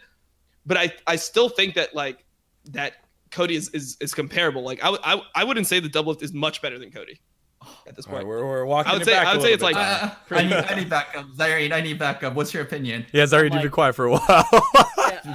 Don't fucking gank me, Zyrene. Help. I'm thinking about what Dom is saying, and he's not making bad points. Like Cody has played really well. Cody has been consistent, but at the same time, I still think Doublelift is, I would say, still a much better like player and more valuable. And I think a lot of that to me comes down to not the clutch factor, but I would say Doublelift makes more decisions that the enemy doesn't think he will make, and they end up being good because of that. So Doublelift will catch you more off guard than I think Cody's son will. More. Yeah, he'll outplay you more, where I think Cody is very, very fucking good at standard. Like all things, like just straight away how the game should go. I actually think Cody is better at doing that than Doublelift. So when a game doesn't get out of control, or they start having dives bottom or anything like that, Cody's your boy. But I think Doublelift is the person who's going to go for that crazy flash forward. He's going to go for the play where they go for the dive and he tries to get that last auto. So I think that Doublelift is better in those situations, and I think he's better under pressure, right? Mm-hmm. Yeah, I'm not sure about Doublelift under pressure. Like, I just don't know, because like he's had so many big fails under. There was like the whole flashing thing where he didn't flash like 5 times in 2017. And sometimes it blows up in your face, right? Yeah, and then 2016 he had like where he literally threw the game going into Crown's victory. Like he's had so many fumbles on the international stage that I don't really know. Like Cody obviously had the big one in 2017 as well. So they both have had big international fumbles, but I don't think that's like how they are now. I feel like they've both improved past that point. I don't know. I feel like Doublelift's the type of player that's good at playing with a good team. But I think that if you both put them on a bad team, and it's like, who's just a better AD carry? Like, who's more of a hard carry? I feel like Doublelift doesn't make a bad team. Like, Doublelift didn't make... Team Liquid was a 9th place team. He joined them. He didn't make them anything more than He saved Midlet. He saved the organization. We had players from that org on Golden Guardians. If not for that motherfucker. That fucking, like, that stint, it's not like they did that well. Like, yeah, they ended up staying in the league, but what, they still ended up placing 9th or like 8th or some shit. He also died to red buff. You're right. Yeah, he had the death to red buff, but it's like different. It's like when you look at like fucking like what Cody made a fucking like 9th place team a 2nd place team. He was the only roster move, and then they just become like 7th. Like no, that's subtraction. No, or that's addition. Yes, addition by subtraction. We talked about Huni and directly contrasting playstyle with Piglet, and then Think Card coming in. Do not credit all the clutch on Cody. I think that was the biggest thing that happened. I think that was like the biggest thing. You think that Cody was not the main reason why the team? You think that Huni was a bigger reason, or what? No, I think it was actively not took away from the team. Yeah, we know how we talk about Ruin as not Darshan. It's kind of the same thing where Cody is not Piglet. I think that's huge. Mm-hmm. I don't know. I feel like it doesn't have anything. I think that is like just an overrated. Like people are putting too much value on like, oh shit, like it's because Piglet's attitude. It's like, no, I think Cody was just a lot better than Piglet. You played with Piglet. You played with Piglet. Yeah. Can you imagine Piglet and Huni on the same team? I think the bigger problem was that Piglet was just bad now. Like, he just straight up would get caught, like, mechanically. Like, I don't think it was, like, attitude where it's like, oh, where do they put the resources? I thought it was, like, Piglet fucking loses you the game because he's just bad. Like, that's how I felt. That, and he draws resource away from Huni, so Huni can't play his own style. And he's also a huge voice on the team, so Demonte also gets, like, kind of shaken Stifled. in. Yep. Yeah. And Lyra also has to kind of listen to Piglet. It's the world champion. Like, it's Piglet. So, like, everyone on the team was somewhat hampered by being so focused around Piglet, and Cody is literally the opposite. He's like, I'm from Academy, guys. I'm just happy to be here. I'll do my thing. Huni, you can have all the resource. You can have all the counter picks.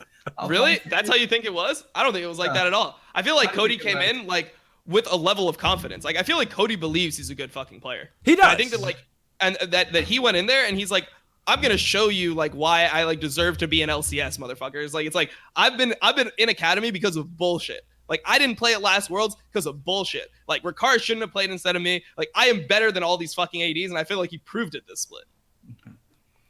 Well, I don't think I'm gonna convince you that. Hell no. You're not gonna convince me Cody's as good as Double Lift. So we're gonna talk in circles so we can move on to the next point. It was entertaining. I will say though, the Cody. So we were talking about the interviews, and it's been a lot of Demonte and Huni, and praising a lot of Huni.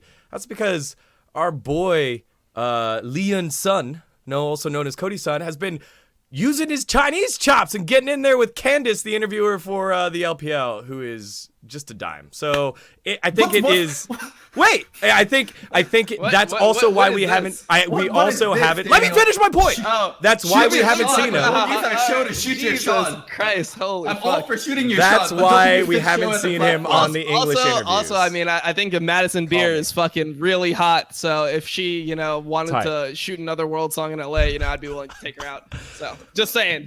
I mean, if we're doing this here, I guess this show is clouded up enough that we can just be pulling like random like celebrities and shit. Tight. All right, Robert Group Downey D. Jr. No, I'm just kidding. Wait, we didn't even finish talking about Group C. We went to talk about Group C, and then we got sidetracked into Cody Double Lift, and then we got sidetracked into Candace Madison Beer, and we're gonna skip Group C. No. All right, let's talk about it. So here's one thing that I wanted to say on Group C.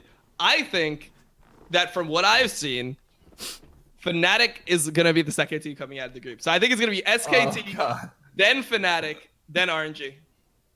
Oh, Dom with all the hot takes today. Dude, if that happens, I will promise you group format will change. If RNG does not make it out because they got this group, I think that's what it's gonna take for the group format to change. RNG not making it out. Look, it's just a feeling you get.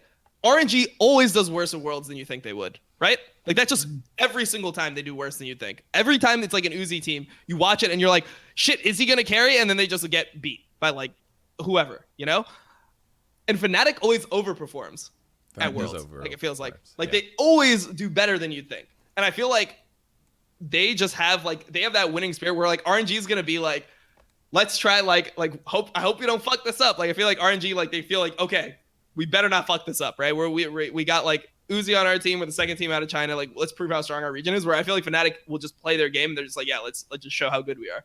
I don't know. I have confidence in the European teams. SKT is the two European teams. I don't count Splyce. Fuck them. SKT has never got knocked out of groups, right? They've always made it to the knockout phase. They always made to finals. Yep. They've only lost Worlds once, and that was in finals. I see. So when 2014 they didn't when go. They aren't there, it's because they're not there overall. Yeah. It's time to blow up the roster and get Faker some new toys.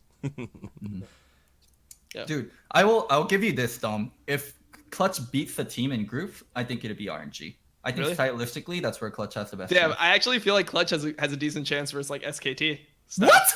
Yeah, I feel like that's a game where Clutch can win because like it's such a shoo-in for SKT, and then I feel like they're gonna be extra motivated because like Huni's always talked about like beating his old team, right? Like that's like his thing. He's always I feel like they can go out there and they can like play a good fucking game against that team. I have four worth. I'm gonna say four worth, and then it's gonna destroy your argument. I hope it's just Baker, Klid, yeah, Lyra, that's where it is. Baker, Klid, Lyra, Demonte. Just those four words. That's all it needs for your argument to be destroyed. It's not gonna happen. Well, I mean, that mid and jungle duo. You don't. So you think that there's zero chance that they could take a game off SKT? I think the mid and jungle matter so much right now in the meta, and it's a nightmare matchup for Clutch in terms of the mid jungle 2v2. Yeah, I mean, but we're talking about an upset potential. We're not talking about something like likely, right? I feel like there is chance for them to perform their best against a team like that, because it is such like a game where you can just put everything up. Like there's no stress on you at all, and you have like the motivation on your side. So I feel like they could play like their best game against SKT. Like, yeah, if SKT plays a good game and Splyce plays and Clutch plays a good game, then SKT wins every time, right? But if SKT plays a bad game versus Clutch, I feel like Clutch like has a higher chance to play a good game against them than like other teams. Like I feel like Clutch has a higher chance to potentially beat SKT than Fnatic. I feel like Clutch will never beat a team like Fnatic. That's why I see it. Agreed with you on that, but they also have a really good shot versus RNG, who are so bot lane focused, and they're the one team that might actually let Huni run over things. And we talked about how good Clutch bot lane is and how independent they are. If Clutch bot lane doesn't get shut out and they allow Huni to do his thing, it's the same thing. Like I could say the same thing. I can destroy your argument with 4 words, right? Okay. Damonte, Lyra, Karsa, Xiaohu. Like there you go. You can say the same exact thing, right? But it's an upset for a reason. Stylistically, I think they have a better shot versus RNG because of how bot focused they are and how vulnerable they can be on top side. Yeah, I agree with Loco. I feel like we've seen the blueprint on international tournaments on how to stifle SKT and stifle Faker, and it's not don't feed, right? Because then Faker and whoever his jungler is have the leeway to just roam and gank and get the other lanes rolling. It's you have to hold him in lane. I think all the way back to Power of Evil back in Misfits, that's what they did to find success. He wasn't solo killing him and playing aggressive. He wasn't playing overly passive, but he was playing in a way that kept Faker in lane and allowed some of his laners to go. And I just don't see that out of Tanner, right? You see Damonte being a guy that can come up in team fights and pull something out of his ass, which is great, but you don't see him. Right. Yeah, but Damonte is like I feel like the reason why Damonte can be like a decent player in these types of games, I feel like he knows that he's not going to just straight up out lane you, right? So he can be like first on rotation, things like that. Like he can like try to like make stuff happen in the game. I feel like he identifies that he's just not the strongest laner, and he plays things with like agency. Like if he gets his Qiyana, if he gets things like that, he plays things with like the ability to move around the map or like be able to like make plays. That would be so sick if SKT was like, let's see your Qiyana, Tanner, and then they give it to him in the first round robin. That'd be so cool if any of these guys gave it to him, and then we get to see. I don't know, man. Qiyana's like a good ban in general right now. Yeah, I mean, I think the big thing about Qiyana that makes it not as good for Clutch as for other teams is they can't really flex it. It feels like I don't think Lyra plays Qiyana jungle, and I just don't even feel like that would be up Lyra's alley. And I feel like you need to be able to flex Qiyana because it has a lot of bad mid matchups. Like there's a lot of mid matchups that are really hard for it. It also feels like every time you get it, it's just gonna be better in his hands. It's like when what was that time that like I think it was a team that had Huni and they had Yasuo. And then they flexed it to I think it was to Damonte. Yeah, it was back when it's Echo Fox.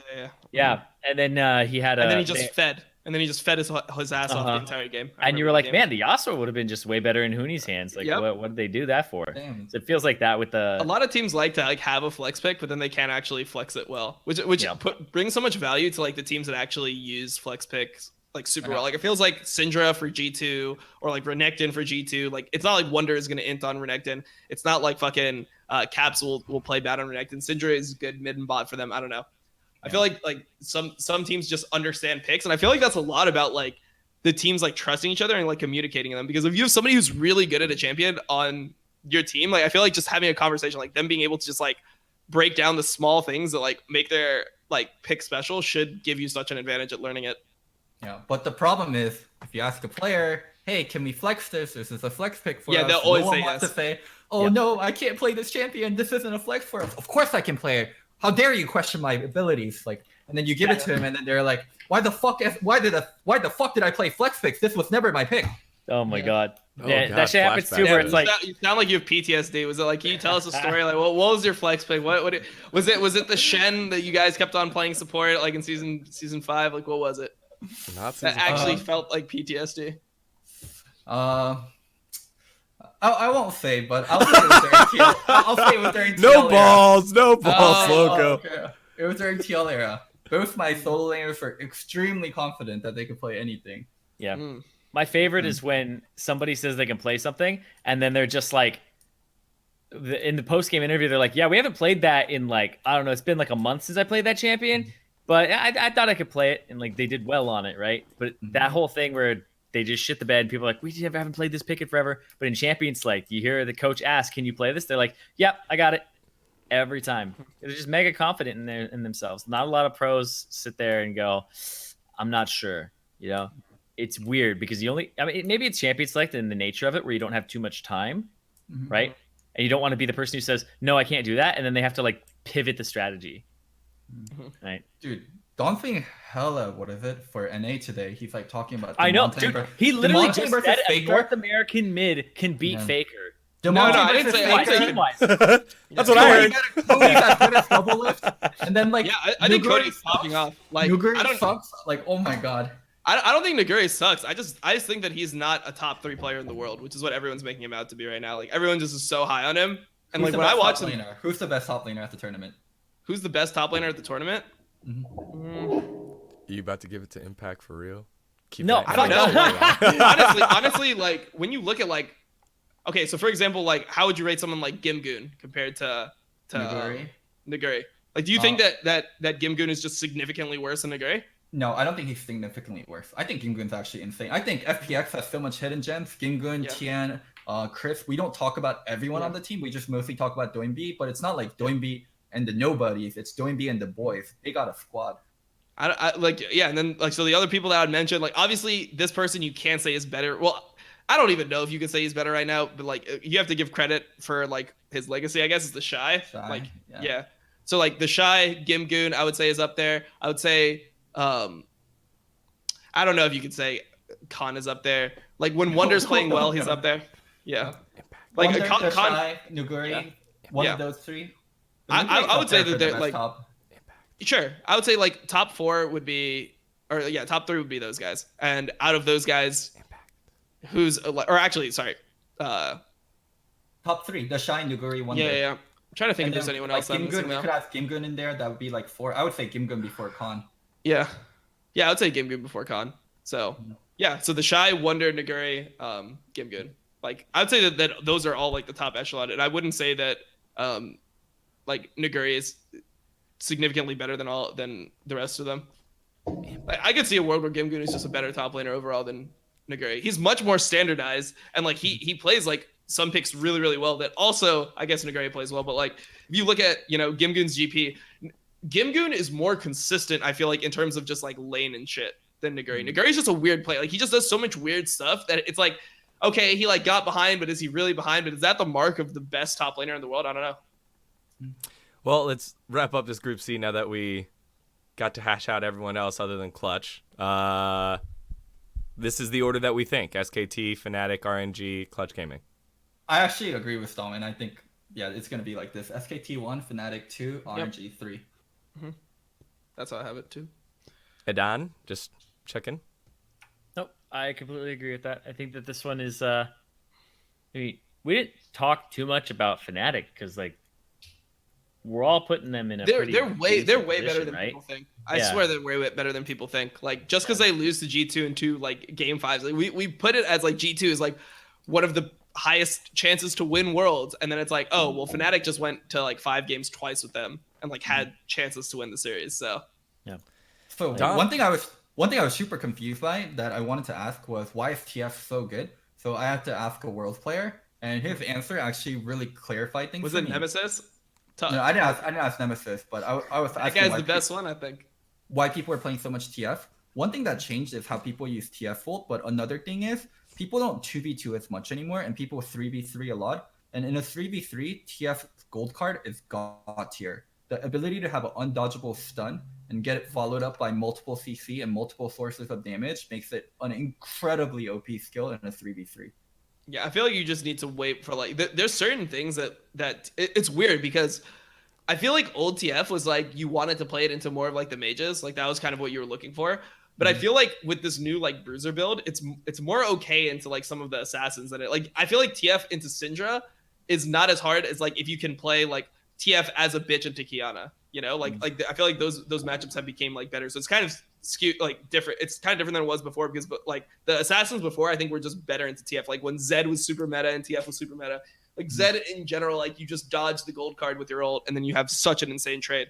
Whereas Kiana, you can still get Fizz. You can just dodge but I feel like these types of like things like Kiana, they don't actually murder TF. Then also TF can reveal the Kiana in 2v2s and things like that with ult, so she can't play around like her brush elements at all. I don't know. I just feel like in general, TF is just something you need to like pick as a counter pick, or you need to have like certain things banned to play it. All right, I wasn't sure where you wanted to go with that one, Loco, with no, TF just and Fnatic. Because we randomly saw TF pop up in middle of our split, and also like it's gonna see play at Worlds, so I was kind of curious about it. So I asked around. Yeah, we'll see. I mean, I feel like that's gonna show people did their homework on Fnatic, because like G2's response was just banning it every game. Right? I'm pretty sure they banned it all 5 games in their final match. Finals. Yeah. They banned it at like a fuck ton. So there were staple bans. I think the staple bans were Aatrox TF and Kiana Yasuo. Kiana Yasuo from Fnatic, Aatrox TF from G2. Well, if only we had a coach there that was part of that series to ask later on, Coach Krabs. That would be pretty cool. Now let's rotate on into Group D and Impact and the rest of Team Liquid. We've spent a lot of time talking about Naguri. This is another very difficult group here, and you just look straight to the top lane. Even looking at AHQ, they have Ziv, who's been there for such a long time with the LMS. That team is fucked. LMS that organization. They're the second seed, right? They are the second seed. Yeah. So it's Team They're Liquid, fucked. AHQ, and Invictus both kind of filling that second spot with Damwon Gaming coming in. Top laners highlight this group, but overall, you just look at those top 3 squads in Team Liquid, Invictus, and Damwon, and it's rough. This one's another rough one for Doublelift and the boys. I mean, for me, I feel like if TL, this is what I said earlier, but I feel like if TL loses this group, it's just you have to consider it an underperformance. Like they should be coming out of this group first or second. What? Yeah, they would have to be chokers. Yeah, it would be a Doublelift choke. It would have to go down like in the history books as like Doublelift choked in group stage again, or like another Doublelift like his team underperformed in group stage again. There's no way that like how Korea's played in the last international tournaments, what we just saw from Damwon, what happened like last time like these teams went internationally. There's no way that you can say that this should be like Damwon should be better than TL. Like you'd have to just say it based on history. It's like, oh well, as like a region, Korea has been better than NA for most of history, or like for pretty much all of history. So there you're just gonna say like, okay, well, that's why you give them credit. But I don't see any reason. I feel like if Damwon was just like the same team, but they played in a different region, people would not be hyping them this much. No, they would still hype the fuck out of Nuguri and Showmaker. I think overall they're not good, but Nuguri, Showmaker, like those 2 solo laners are just so insane.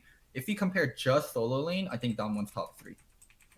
So I mean, it's also like it's another thing, a question of like efficiency. Like how much do they pay for that? Because they literally just don't go bot ever.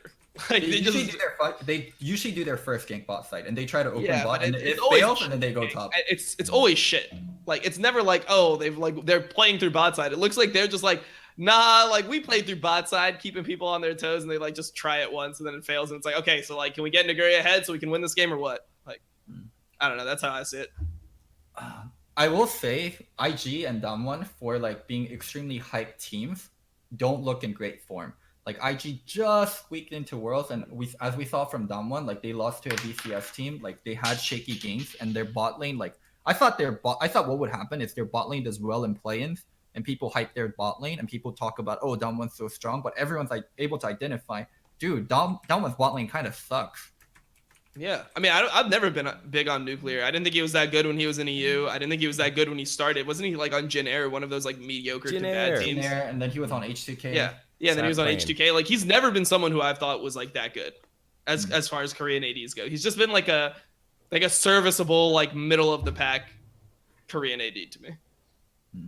Like, would you say that he's better than someone like Songwon or something? No, as a serviceable middle of the pack Korean AD from the past, it's really dependent on who you have as your teammates to like get results. And I think he has insane teammates, so that's why they made it to Worlds. Yeah, that was a good look. Yeah, I mean they have a good top side. Great. That means that they have a major weakness, and it lines up with TL's biggest strength. And I feel like TL is probably like TL is more consistent at winning through bot than Damwon is at winning through top. I feel like when TL gets a bot snowball going, it feels like the game is just over. Whereas like Damwon's like always like kind of like it feels like Damwon has really. So there was this argument between LS and Amazing on Twitter about fundamentals and what the definition of fundamentals was. Oh my god, I love LS arguments. Okay, so number one, that's the most retarded argument because they just clearly had two different definitions of what fundamentals is. Like Amazing is considering fundamentals like setup fundamentals, like how you like ward before a Baron, like how you make your decision whether to like turn, peel, bait, like all that stuff. Like that's what Amazing considers fundamentals. And then like I guess LS's interpretation of what fundamentals were like fundamentals in terms of like mechanics and like basic game things. So like how team fights are going to go, like being able to use the right skills on the right people. Like that was what they were arguing. So I thought that argument was retarded because it's like just define what fundamentals are. There's no way that you can say like which one is correct. But I feel like Damwon's like macro fundamentals like leave a lot to be desired. It's bad. They win through outplaying. Yeah, they win through just outplaying. Yeah. But that's not a team that to me is like super like world's caliber. It's like, okay, well, they have to outplay you to win. Well, what if they just don't? Yeah. What if they like? It's hard to outplay if you have a worse setup. Like you don't have another option. If you play evenly, you lose. Damwon's mid game is let's get into 1-3-1 situation, and you're gonna come fight my solo laner 1-on-1 or 2-on-2 with Canyon or with other people joining in. If we're fighting in side lanes and it's a 1-on-1 situation, my solo laner will be better than your solo laner. So that's like a core part of Damwon, and that's how they win games. So the way that you guys are describing Damwon, when we look at the three other squads, and basically I guess we could talk about two other squads, who matches up with that well and who has difficulty with that in Team Liquid and Invictus? Well, so I think IG will opt into Damwon playstyle. Like they will actively play how Damwon wants to play. And IG is the other team with insane solo laners. It's Rookie and Deshai. Like they won Worlds for a reason. So that one is actually going to be a shootout. I'm going to love watching that. I think it's going to come down to someone to jungle and like how other lanes do. But a huge advantage IG has on Damwon is their bot lane are actual human beings. Yeah. Like they actually are a triple threat team. And Jackie Love is the reason they made Worlds this year. It's not Rookie or Deshai. It's Jackie Love. So I think I'm pretty sure. I agree. Nuclear is not a human being. Agreed.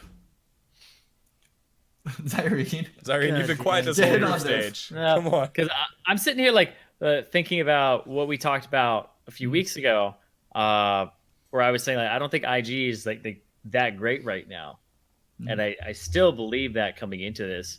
But now I'm like TL, is it Damwon or Invictus that's going to be second in this group for me? You know who's a lot fucking better than Nuclear?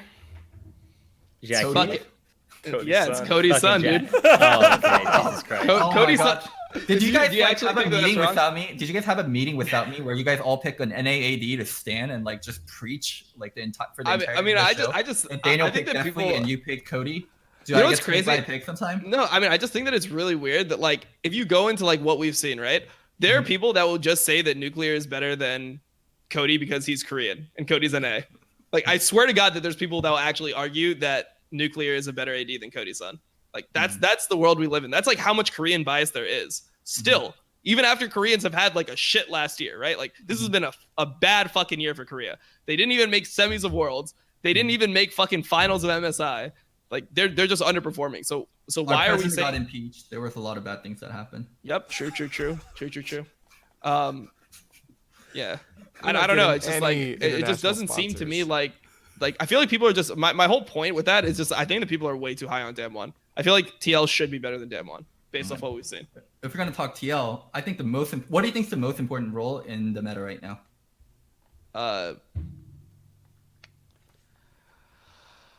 I'd say mid lane still. Not jungle? Nope. We're about to go on Jakey boy? I think Jake actually looks weak going into the tournament. And I think Jake is actually a problem for TL. And I'm kind of worried. Dude, like there's jungle picks like Kiana. Like there's people are playing stuff like Lee or Elise, like jungle mechanics, jungle pathing, how much impact jungle has early, jungle activating mid lane, jungle support doing things together to activate mid lane and start getting control. Like it's so important. Yeah. I mean, definitely I'd say Smithy is the worst player on the roster for TL. Like he's the one that you have to be worried about getting exploited. Yeah. But realistically, like I just think that he should like jungle is a really hard role. I feel like to get hard shit on in. Like you can opt into not fighting a lot of the times. Like you can play consistently, and I feel like Smithy is the type of player that understands like how like he'll have a game plan for the game, and he doesn't opt into like a bunch of shit fights that often. He did it in the C9 series versus Svenskeren in like the first couple games, but generally speaking, over his career, he's matched up fine into like people that are like better than him. So I don't think that they're gonna lose the series because of Jake. I hate it when people do this, but I'm gonna do it because well, it's my show and I'm gonna do whatever the fuck. That too. Because I hate myself. But I want. What is it? What do you guys think of like solo queue win rates when people go to boot camp on boosted accounts? Oh, you're gonna do the Jat shit, huh? I only care. Well, I mean, so you have to look at soloing or doing, and then you have to look at streaming versus not streaming. If somebody's so like, I only take it into account if the person is not streaming and soloing. But if they're doing and then streaming, like either of those two, you can't really, because like I think the double would be challenger if he wasn't streaming, for example. Like you just have less attention towards the game when you're streaming, for sure. Like you're just you're trying to be entertaining. You're thinking of things to say. If you're duo queuing, then you just have like a higher percentage chance to win. Like it just depends. D2 balls, baby. Like this is bad. I don't want to be Why part of this. is Smithy just inting? Is Smithy just like inting in solo queue? Smithy, let's see. What was it? I saw his win rate and I was like, God damn. Fuck. Let me go look at. I keep the conversation going while I look it up. Yeah. I just hope that it's better than mine was, because like I played there not too long ago. So if it's not better than mine was, then I'm fucking worried. Zarian, you've been pretty quiet about this whole group overall. Like, what are some of your takes on what they've said and your own personal thoughts on how this shakes out? I think you said something that caught my eye. Team Liquid won, no matter what here. Yeah, like I feel like IG is not playing as well as they had before, and I think a lot of things have happened to that team to make it like way less stable. So I don't think that this is really if they crush this group, I would actually be surprised that they crush the group. And I don't think TL is going to crush it, but I think they'll get first, which is a little weird to say. I understand, but from what I've seen from IG coming into it and what I've seen from Damwon, I feel like this will be a close group, but I think that TL will edge it out just barely. But this is the group that I'm this is out of all the groups the one that I'm least sure about. Yeah, and I have it. The same for everyone. All right. So I have IG, TL, Damwon, and then HQ. 59% win rate. And do you have the count? Let me see the count. It's called. Oh, actually. Oh, my bad. Not 59. 57. It's called WoW Druid 1985. No space. WoW Druid. Why 1985? He's not that old. He's younger. I'm trying to figure out here. What was 1985? And who's that'd make you 34. That's Insanity. Insanity. So he's doing with Insanity a lot. I mean, I wouldn't be like that worried at this. Like he's at least playing solo queue. It's not like he's doing atrociously bad. Like he's doing with somebody who's 700 LP, so he's gonna be like in harder games. So like he's not gonna be playing 200 LP games, right? It's not like he's duo abusing with somebody lower than him. The fact that he's duo abusing or he's doing with somebody that's 500 LP higher than him, like guarantees that he's playing like the best. Like when you look at like the junglers he's playing against, like okay, so like last game he played against Broxa, who's 650 LP. Like he's playing against players like that, and he won. He's playing versus the next jungler he plays against is 350 LP. Like he's playing versus like good people. I feel like this is fine. I'm not worried about this at all, personally. Because I know who is it? Nuguri is ranked 2 right now with 76% win rate, and he's 1,298. And I know he duoed with Canyon, so like if you want to go off solo, didn't he duo with the other guy? He duoed with Punch, not Canyon. You're right. Yeah. So they're both doing with Slav. Canyon with Showmaker, but you're not worried for Jake at all. Well, I mean, there's like obviously he's not going to be. I don't think he's as good as Naguri or anything, right? Like that's not the argument I'm making. I just don't think that this solo queue, like I think that he'll still play like himself. Like he's at least playing a lot of solo queue. He played 157 games of solo queue, which is good for him. So for him, like I care more about him actually putting in the time, like he's actually putting an effort into solo queue, and then we'll go from there. Like we'll see how well he does later on. I don't think that his solo queue stats being not as good as Naguri's like mean anything. So So Loco's identified here like what he thinks the weak point is for TL. What do you think is the worry point here for TL? I think when we first guessed, you threw out mid lane, you threw out Jensen being Jensen, but what are your overall thoughts? No, I think it's Smithy. I think Smithy is definitely the worst player on the team. That's what I said. But it's just like, I just don't think that should be enough for them to not lose. to get out of groups. Yeah, like they should still be a better team, even with Jake not being as good as like Canyon or getting outperformed potentially. Aiden, you want to close out here? I wanted to bolster my IG point of they also fired their coach like Griffin did right before Worlds. So I do think that does have an impact on a team, like especially if you're going into Worlds and somebody that was key to the team and the organizational structure, unless they were already being kind of phased out of it. But from what I understand, it was a surprise to the person from Griffin, but also I think it was who was it? Was it Mafa? No. Wait, was the Damwon coach the one that? Oh, the IG one. IG. Damwon is their head coach, which isn't like their lead coach. Right? Didn't go. Yeah. But I think they had somebody who was already kind of doing drafts for them before they swapped him out. So that was one that's a little bit more. They had already phased him out a tiny bit, but it's still part of the organizational structure. So I don't think it'll impact their gameplay as much, but it's still something with a team that was kind of in disarray throughout the entire split. I think that's the thing that's just going to add more to that. So apparently Chat saying he was kicked before Gauntlet, but like Zyreen's point is like, yes, there was a coach kick, but it also doesn't matter. I mean, we don't have to go too hard on that point. All right. Yeah. All right, let's do it. Like, what's your final ranking for Group D? Because this is where I think we'll disagree the most. So I'll go first. I'm going to say Damwon, and I have to pick between IG and TL. I think I'll do TL. I'll do Damwon. I've converted him. Let's IG, fucking go. No. Damwon won? You have Damwon first? Yeah, Damwon, TL, IG. We just shit on how bad they were macro-wise for the longest time. I still believe in they're going to overperform. I not overperform. I still believe they're going to do better in group stage. Okay. Yeah. I already said mine, but I have IG, TL, Damwon third. Yep, I have TL, IG, Damwon. You have TL first? Yep. Okay. Yeah, I can see that. I almost did that. That was like my... And it's not because TL's good. I just think the other two teams aren't gonna do as well as people would think they would. Yeah, the only thing that prevented me from putting TL in first was just that TL is normally not a good group stage best one team. Like even in MSI, they got shit on. It's like all these teams are kind of like that, where you're just the state that they're in, you're just not sure. Yep, I'm with Dom on this one. I think it's IG coming online at the right time. We've already seen what Damwon is, and then Team Liquid limping in second. Didn't ask. Doesn't matter. I'm the host.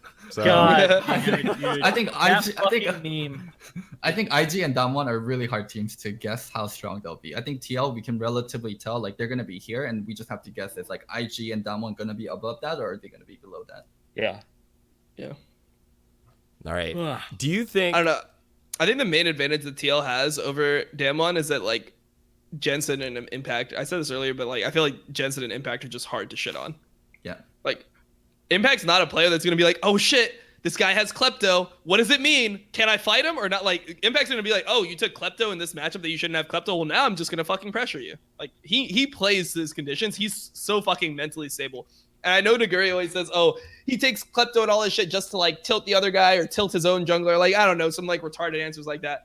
That's just not gonna work on Impact, dude. I have the most confidence out of all top laners. I have the most confidence on Impact being able to play against weird shit.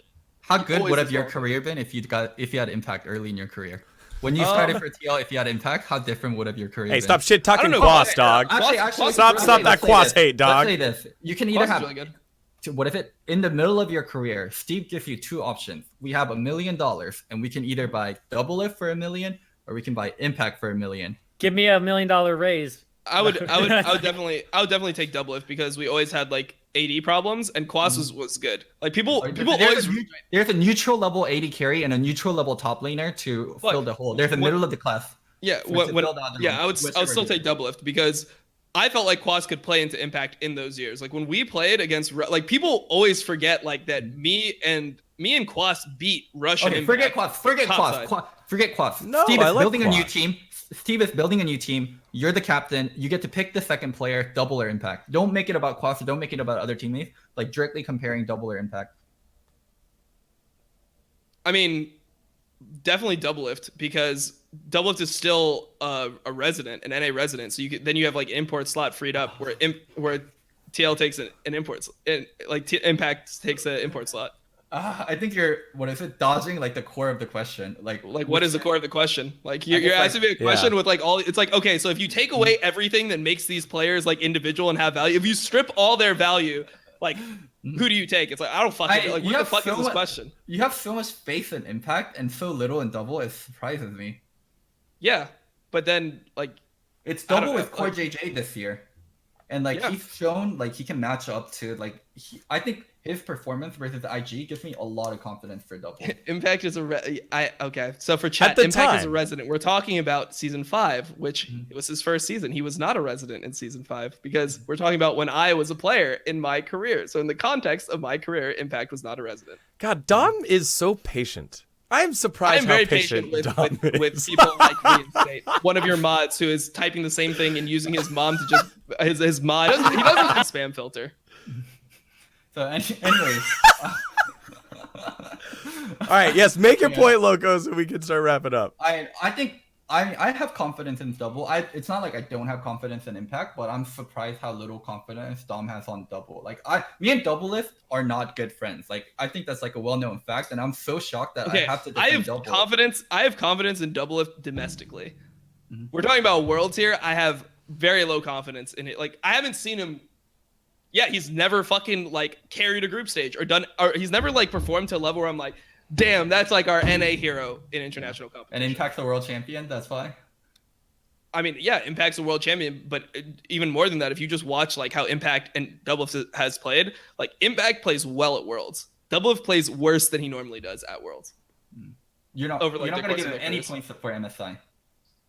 And him also having Core JJ this time. I really only care about Worlds, to be honest. But we've talked about this before. Like I really don't care about MSI. It's the same reason why like I won't rank Korea as low as like other like. If I put that much weight on MSI, I would have to say that NA is the second best region, right? Like they beat China, Korea lost to Europe. It'd be like EU then NA. Like going into this tournament, I would have to think like that. I don't think like that. So is what it is. MSI just doesn't mean that much to me. Never has. I had a juicy hypothetical.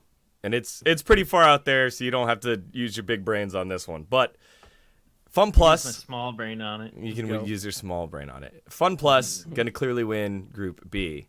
It's going to be a weak ass team at number 2. Does any team TL?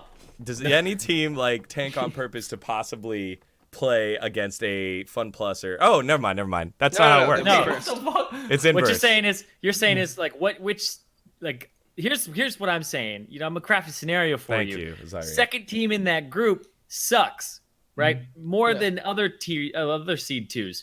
So it's like, all right, which is the tier 1 or the seed 1 that'll make it out that's going to play that one and benefit the most? It's fucking TL. If TL makes it out first in Group D, TL can have a free ride to the fucking semifinals if they play whoever's in Group B as the second one. Or that's a real scenario. Play Griffin. TL could be a top 4 team in the world.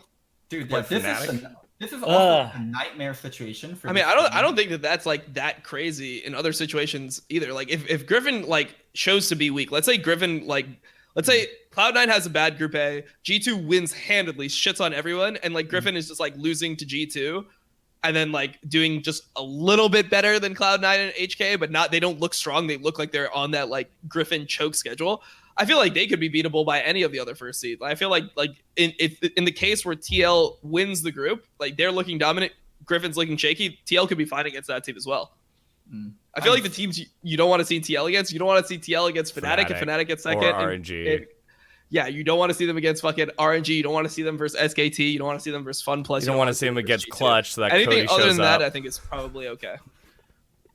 This is where like the format also sucks. We had it last year with IG versus KT, where KT took IG. I mean, KT did really well versus IG, but they were out in quarters because they met IG so early. Like this is where I think argument for double elimination becomes really strong. Yeah, especially because you end up with these groups where you're getting like a team that even what Jad said on the broadcast, you're getting a team that isn't even top 10 guaranteed to make it out of, or like that when you rate all these teams, a team that would not be rated top 10 is going to make it out of Group B. Yep. So in the top 8 stage, you're going to have a team that's not even top 10. That's pretty crazy. All right. 3 of these teams are in the bottom 6. 3 of those teams are Group B. So we've got all of our group favorites here, our upset picks, and that very stacked Group C that we're going to keep an eye on. Actually, just a question. Who are the worst 3 teams in the entire group stage? Worst 3? I think probably Clutch, Splyce, +1. Oh. Or actually, no. Really? Hong Kong. Never mind. I think HK. Go for it. Clutch. Actually, Splyce or Clutch.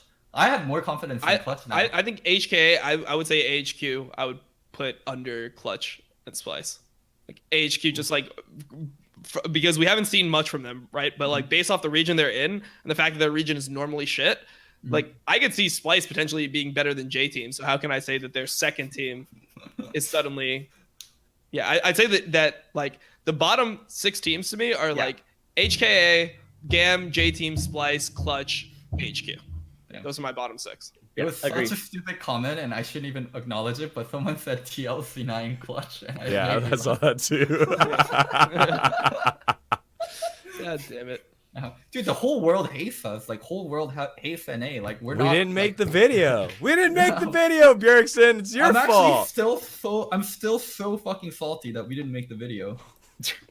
Really? That's what it is, man. Yeah. We made it. Dude, I think Chrissy Costanza's from the US.